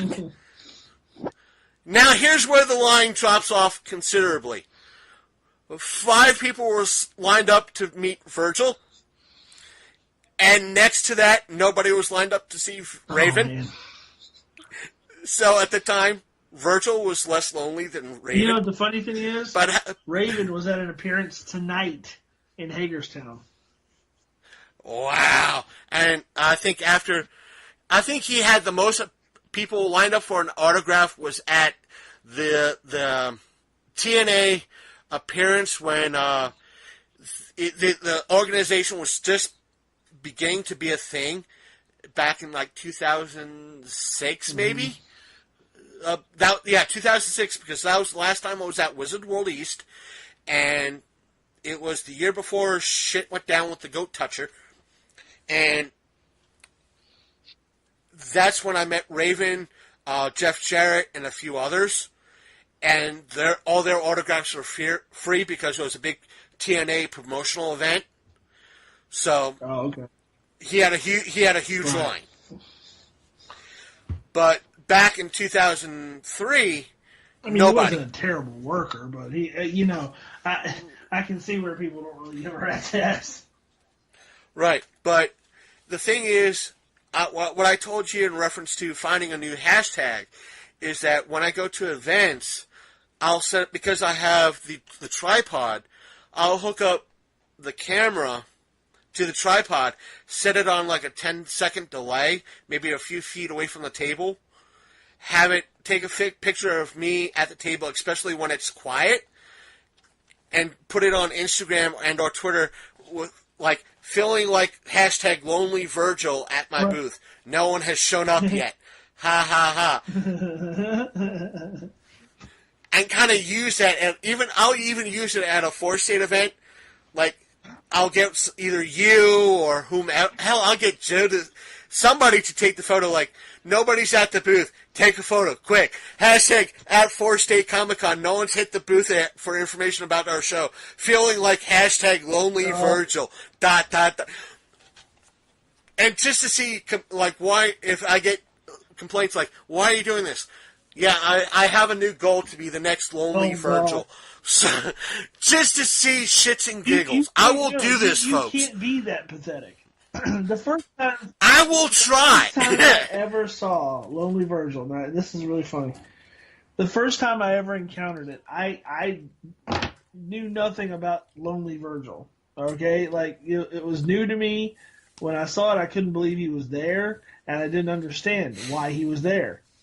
He was randomly set up in the middle of a mall in Maryland.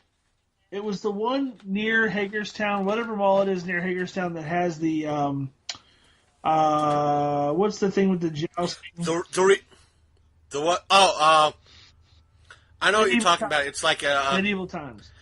Whatever mall that is, I can't remember which one that is. I think it's in Frederick. Yeah, that might be in Frederick. Okay. Because the Hagerstown doesn't have medieval times. It's so I'm almost positive it's in Frederick. The only reason we were up there, and this is I know I can nail it to when the time was. It was when Napoleon Dynamite came out in theaters, and we went up to that mall to see it at that mall for whatever reason. I don't even know why. I think we were just in town for something else, and we knew that it was playing, so we went to go see it. So it's you and a bunch of buddies, and so. It was whenever that came out. That's about the time it was. So we were in there in the mall just walking around because we'd never been to this mall before. And we're like, do. Randomly. Nothing is going on, mind you. He is set up in the middle of this mall by himself. No one there. Just sitting and staring straight ahead. And I'm like, I'm walking. I'm like, was that Virgil? What? Why is he here? And so, like, I flipped out, and I just, like, was, like, standing, like, across the way, just like, yeah, that is him. And, like, we watched him for a while, and he would sit there, and he would get up, and he would pace around, and he would go back to just standing and staring straight ahead, and he has little pictures out in front of him and everything, and I'm just like, nobody cares that he's here. Did he promote this? Like, is he selling something? What? I don't understand. And then at some point he's like, walks away from his booth and he's on like this payphone, and like he's on a payphone for like a while, and we're just like, he didn't even have a cell phone at the time. He had a payphone, and I'm just like, where he's calling? Is he calling? He's calling Ted DiBiase? Because like. It just had nothing. He had nothing to do with anything. He was just near the food court, like in the middle of the mall. No one there. No one gave a shit he was there. Like it's like he just showed up and sat down, and it was like the strangest thing. And then if you go to that website that I sent you to, it's more proof positive that he does this apparently all the time. How he affords this, I don't know. Like, because I mean, he does it all over the country. And there's scenes of him in like on the website, you can see where he's gone to like flea markets, and he's got his little tent, and he's got his little table, and there's nobody there. He's just sitting there all alone. That's the thing. It's like, how? Why? Yeah. You know, it's, and I'm going to say this. I'm willing to bet if I went to Matt Burns, and asked him, who would be a better draw for one of your events, Monique Dupree or Virgil? He'd probably look me dead in the eye and say probably Monique Dupree. Well, yeah. She's Tony Todd's sister. Besides the fact, it's the whole, again, I'm not knocking Monique Dupree, but she could be a better draw because you'd rather have, it's the whole aspect of sex appeal drawn in. And she would and plus she could probably promote the hell out of it. This way, Conrad Brooks, if he was living, or Virgil. Probably Conrad Brooks, because people would come out to see Conrad Brooks. And the thing is, like I said, I will work that hashtag, like, I'm feeling like a lonely Virgil. But apparently, like, from reading some of the stuff, and, like, there was where it came from was in an episode of Opie and Anthony back in, like, 2004 2014. I want to say 2014. I had researched it a little bit after I found it, and the guy who was on, it wasn't Dave Meltzer. Who was it? It was another guy that does wrestling commentary, who started the Tumblr account. Because he had heard reports all over the country of Lonely Virgil, and so he had people start sending in like videos and pictures and all kinds of stuff to this Tumblr site. And some of the stories are hilarious. Like, apparently he'll show up anywhere. Like I said, he was in the middle of that mall. Apparently he showed up to like a dog, like it was like a dog show or something. Wow. Yeah. He'll show up like anywhere. And it had nothing to do with wrestling. It was like a dog show. It was like a dog toy show or something. And he just showed up to it. And the thing is, probably nobody knows who he is. Oh, yeah. They're like, wrestling's Virgil. Who gives a shit? You know? Right. Probably more people are interested in maybe Ted DiBiase. Well, the other thing is he has a banner. I don't know about recently, but when the site was new, he had a banner that the top said wrestling's Ted DiBiase and Virgil. And if you went up and said like, "Hey, when's Ted gonna be here?" He'd be like, "Oh, he'd be here soon," and he would catch you and get you in on like, you know, the autographs and stuff. He said, "Well, I'll sign whatever you want right now, and maybe if he shows up, you can sign. You can get him to sign that later." You know, like trying to loop you in. Meaning selling a photograph for $15 with him and Ted DiBiase on it, and it's like, oh, if you pay me $15 now, I'll sign this, and when Ted shows up, he'll sign it for you, you know, without any additional cost. So for a while he was showing that sign, and then he started like pulling the banner up so Ted's name wasn't on there and it just had his name. But I mean, the guy is virtually a nobody. I mean, he really is. He was like an angle at one point. Like, he was just a guy's henchman. He never really did a lot of wrestling. I think he actually worked in a promotion down south for a while as a wrestler, but he was terrible. And you very rarely ever saw him actually wrestle in the WWE or WWF at the time. Like I said, I'll work occasionally. Nobody's showing up. I'll set it up. Like I said, I'll set up the cameras. Like, I'm feeling like a lonely Virgil right now. No one's come up. But there's been times like last year when I worked the Chocolate Fest. I'll probably be working again this year. Do what I did last year. Is just bring the banner, bring the bungee cords, bring the flyers, find a table, set up everything, and hand out flyers. And I've had at that event, even though I was sitting at the table, I had maybe about 2 or 3 people at least ask about, the banner. And that's probably more than what Virgil got. Like, but the thing...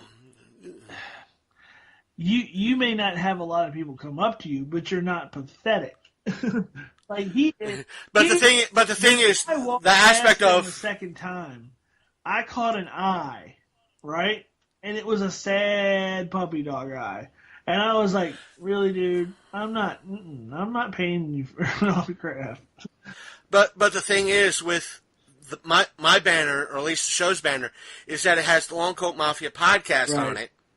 And somebody's going to come up and go, what's a podcast? And that's where I can loop them in. It's like, well, it's pretty much a radio show. What we do is a geek-related thing. And I could, like, here's a flyer, check us out. And it's a great way to lure somebody in, because somebody's not going to...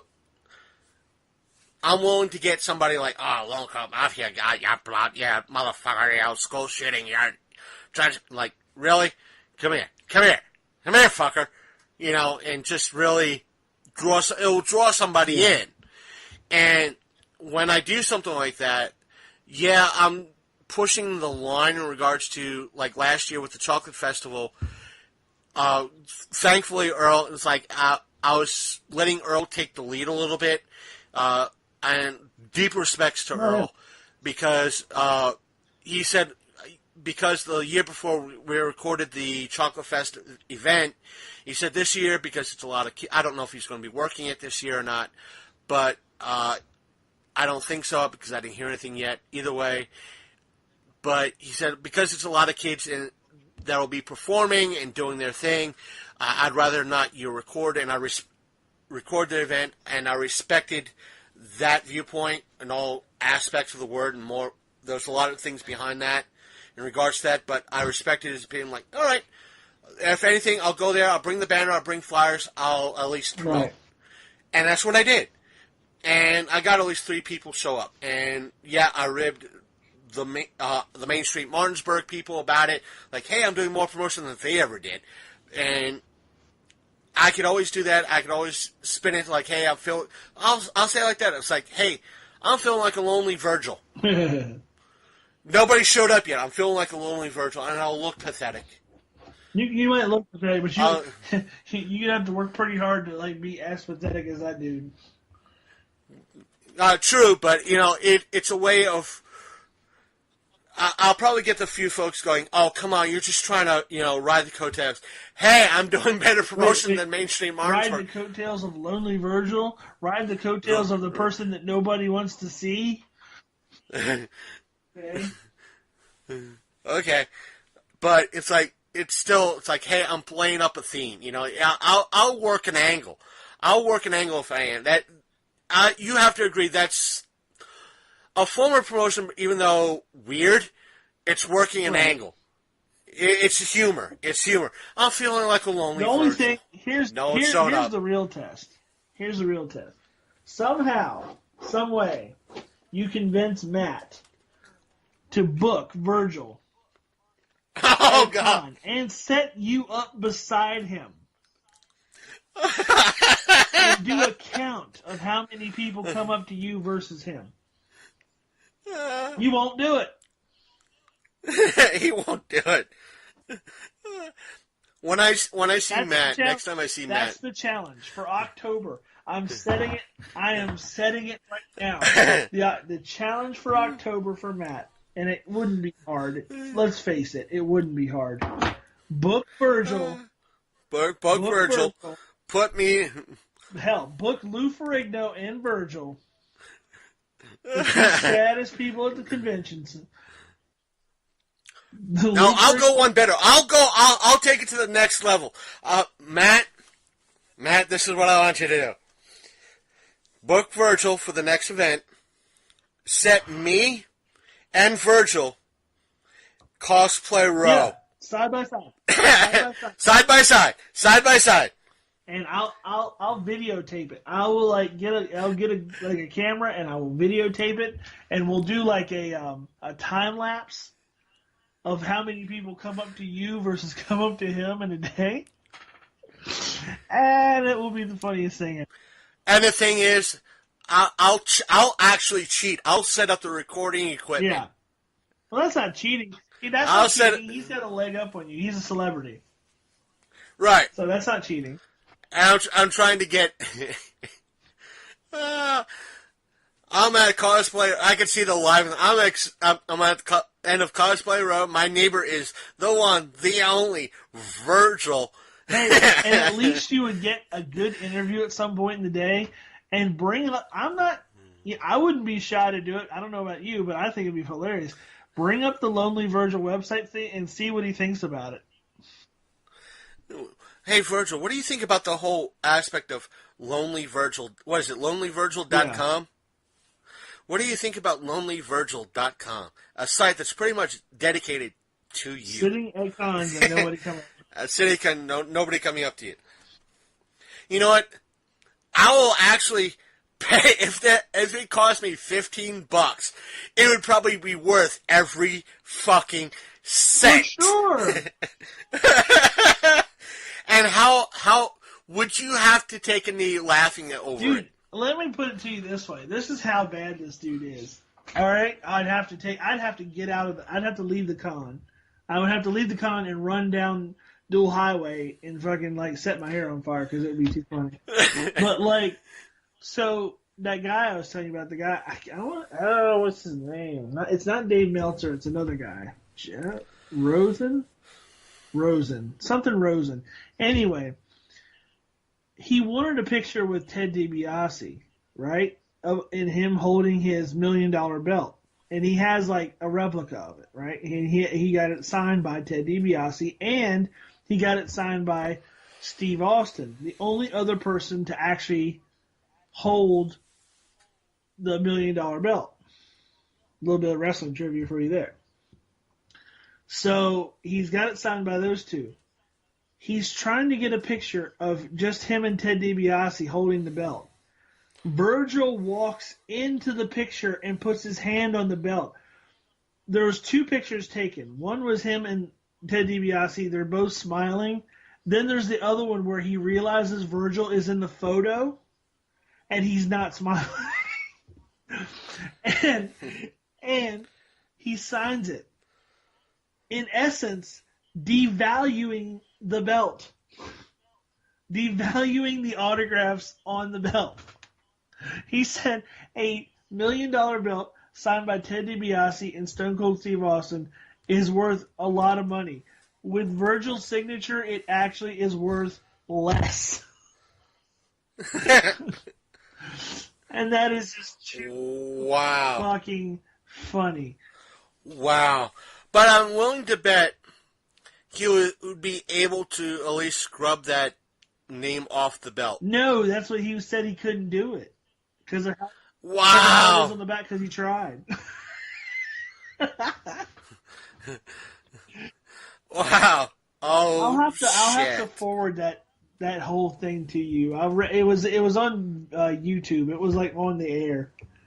Oh, it was funny as shit though. Yeah, but yeah, I got to talk to Matt Burns now. Just in shits and giggles. This has got to go down. This has got to go down. This would be funny. This would be way funny. Way funny. That would be an interesting photograph. Lonely Virgil versus Lonely Podcaster. Oh my god. I am getting a hold of him tomorrow as soon as I can. Let's see. I want to see. He'll probably say no, but it would be as funny as shit. I don't know. It would be funny. He's got kind of a weird sense of humor, but yeah, that's what I'm saying. Matt, considering the shit that we put Matt through over the past year, from hashtag Matt's O-Face to saying we'll hang Matt by his toes and shake him for loose change. The only question though is, and the only thing he would probably tell me, just like that belt, is it would devalue his con. Virgil be on the test list. I'm not kidding. Like, if you think about it, like, how many people would be like, "Oh, they got Virgil. I'm not showing up to that shit." You know what would be funny is like set me and Virgil near the front of Cosplay Row, and we'll just watch everybody shift down, and it might actually move the traffic down right? Cosplay Row. And I would have to leave the show floor. It's like, Matt, you're going to have to give me a panel for maybe about, heck, give me 2 panels. Why? Because I'm going to be needing to take a knee for at least an hour to 2 hours, just so because it would be too damn funny just to see the reactions of everybody. Seriously. That is just... It would be that whole aspect of like, I would have to go to the cosplay. You gotta take my photo. I'm gonna need photos. There's got to be a record of this shit. There's gonna be no photographic proof. Yeah, you're right. This is gonna have to be a thing somehow. Yeah. That I'm gonna work this angle the best I can, folks.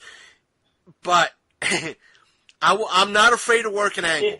I tell you this: if you win, if you get more people to your booth than Lonely Virgil, I will foot the bill to have the shirts made that says the Long Coat Mafia Podcast, better than a Lonely Virgil. I will foot the bill to have those made. And the thing is, I don't know if it'll be an edge or a cheat because, folks, there might be a multiple tables set up between me. I don't know how it's going to work this year. I have to discuss things with Sasha, but we might at least there might be a thing between me and Sasha between going in on a table together. Oh dear God! Oh dear God! It's... But and the thing is, you have Sasha's very outgoing. Outspoken, She outspoken, and she's more upfront. She's intense. I won't say like you, but meaning she's more of an extrovert than an introvert. Yes. In her own special way, and meaning that I like her a she lot. Draws Jesus God. But the thing is, that could weigh into so many. There's so many possibilities, and this could be the weirdest, most extreme, the oddest. If this actually happens, this could be the weirdest thing ever. Matt's not going to know what happened. Right? Matt, it's like, Matt, you're going to have a table teamed up with me and Sasha. He's not going to know what happened, but he'll know who to blame. Let's put it right. me, you, and Sasha. It's like, Matt, we're not going to be picking on you, but there's going to be mass chaos. Sure. We will bring people in. You're not going to know what happened. But there will be a mass chaos, and it's going to be involving my booth in some way. Long Coat Mafia, better than Long Coat Mafia. And you know what? I will find a way. If Joe's there, I'll find some way to bring her in on this, and we will win the internet for that week. Have her cosplay as the $1 Million Man. Oh, no, she'll be too busy at cosplaying as G.I. Joe Damn people, it. though. But still, Guy, we will win. Have me cosplay as a $1 Million Man and totally snub Virgil. Walk by and be like, who's that? Oh. Like, I'd get you to sign this, but it's worth too much. Wow. And that would be the whole thing. It's like, oh, we'd invite our neighbor over. We got a neighbor. Oh. The whole tag team. I could see, like, oh, we're here live for the first person on live on the show for our 4th State Comic-Con event. We have live, in person, Sasha, the Princess of Darkness. Then we have extra people. There's a lot of people here that we should invite for our show. Here is, bring in the cosplayers, bring in Joe, talking, if she shows, if she doesn't, I'm not going to be mad if she doesn't. But here's, the finest. Here is, Sharon Rose cosplay. Here is, this person. Here is this person. Here is the hub. Just like bringing everybody, bringing people that are across the way. Here's a noisy 5-year-old. Old. Hey, I will not exploit your son like that. But that won't stop me from having your son on the show. He wants to talk about Mario Odyssey. Here is Little Candy. He wanted to talk about Mario Odyssey. Probably Kirby now. Either way, whatever's the hit in October. Yeah. And it will be epic. It'll be like, I guess that's it. I guess that's all the guests we can have on here today. So Can't think of anybody else the whole time. Anybody else. Staring him right in the eyes. Yeah. I don't think... I would casually look, depending on where I'm sitting at the booth, I will casually look around Sasha and look at Virgil. And just look like... I don't think of anybody else look at Virgil and just... that I could bring on the show. Have a good weekend. This concludes the Saturday broadcast. Listen to our panel and so forth and so on. And that's it. And pack up. Go. Ultimate goal, get Virgil so bugged out he flips the table. Oh! and you know what? You know what I saw at Walmart today, folks? I saw, picked up the... El Cheapo version of the GoPro camera this past holiday season. They have a $20, it might be the perfect camera to kind of use on the go. That way I don't have to worry about if something happens to it. It's $20. It's HD. It is a digital video camera. It's something great that we could set up with the tripod and actually record in stereo, probably. So it'll be something to bring with the cons. Again, it's something that we don't have to worry about getting damaged and worry about like a $600 fucking camera. And it just takes probably either a micro SD card or a regular SD card. And those things are, what, a dime a dozen, so to speak? 10, 15 bucks for a 32 gig? Something like that. And it's something for you guys that if we're at an event, we don't have to worry about the stinking... if we're doing something, if we're recording for a video, yes, I haven't really released the second video from 4th State. I'm waiting on that, folks, because I want to see if we get our press passes for Otakon this year, and if we do, I could incorporate what I record at that event with the 4th State event. That way I have even more footage to mix and match with, and therefore possibly more music videos. So who knows? Who knows? That means more content for you folks, more content that we could bring to you for you folks. So that's down the road, and we'll see what happens. So, and since right now we've been gunning for over 3 hours. Yeah. So yeah, and I thought this was going to be a simple 2-hour show. We've been talking a lot tonight, folks. How about them apples? So I'm going to have to ask Big Candy, is there anything else he wishes to talk about? No, we pretty much covered everything on my agenda. And about the same here. Next week, either stay tuned for a interview episode or possibly a creepypasta. I know I've been kind of tantalizing that for the past couple of weeks or months, but a lot of things have come out that we wanted to talk about and bring to you, our listeners. So, and I'd rather, even though it sounds cheap for me, creepypastas, even though our listeners, love them, I'd rather use them as filler, and if nothing's really happening that week, but more verbal content like this, the better. And again, thank you folks for listening to original content for over a year. We're starting our 13th month, 13th goddamn month that we've been bringing straight content without actually having to touch an Electric Eye episode, even though they are great content to bring to you folks. But I think us not bringing original content is better than... Us bringing original content to you, our listeners, is better than a repeat. So, that being said, I'm going to call it an episode. Stay tuned for our connection information, which is our social media links and stuff like that. So, take care, folks, and anything else? Just going to say, next week you're doing a possible creepy pasta or interview, and the week after, we're definitely getting up with Nick Hunt to do the WrestleMania follow-up show. Correct. Hopefully, we'll if I have to cattle prod Nick Hunt to do it virtually cattle prod Nick Hunt to get on the show to talk about WrestleMania, we'll do that. See how close we'll go through. You know what? We'll go through our results then, and we'll get Nick Hunt's thoughts then, what he thought about WrestleMania 2. So. I should say WrestleMania as well, because there was a WrestleMania 2.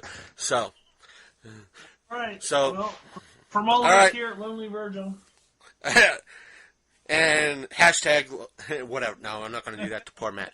But so take care, folks, and back if you wish to comment on anything we said in this week's episode, you could always do so by sending us an email just by typing in your email program, longcoatmafia@gmail.com, or you can leave us a message on our Facebook page, which is facebook.com/The Longcoat Mafia Podcast.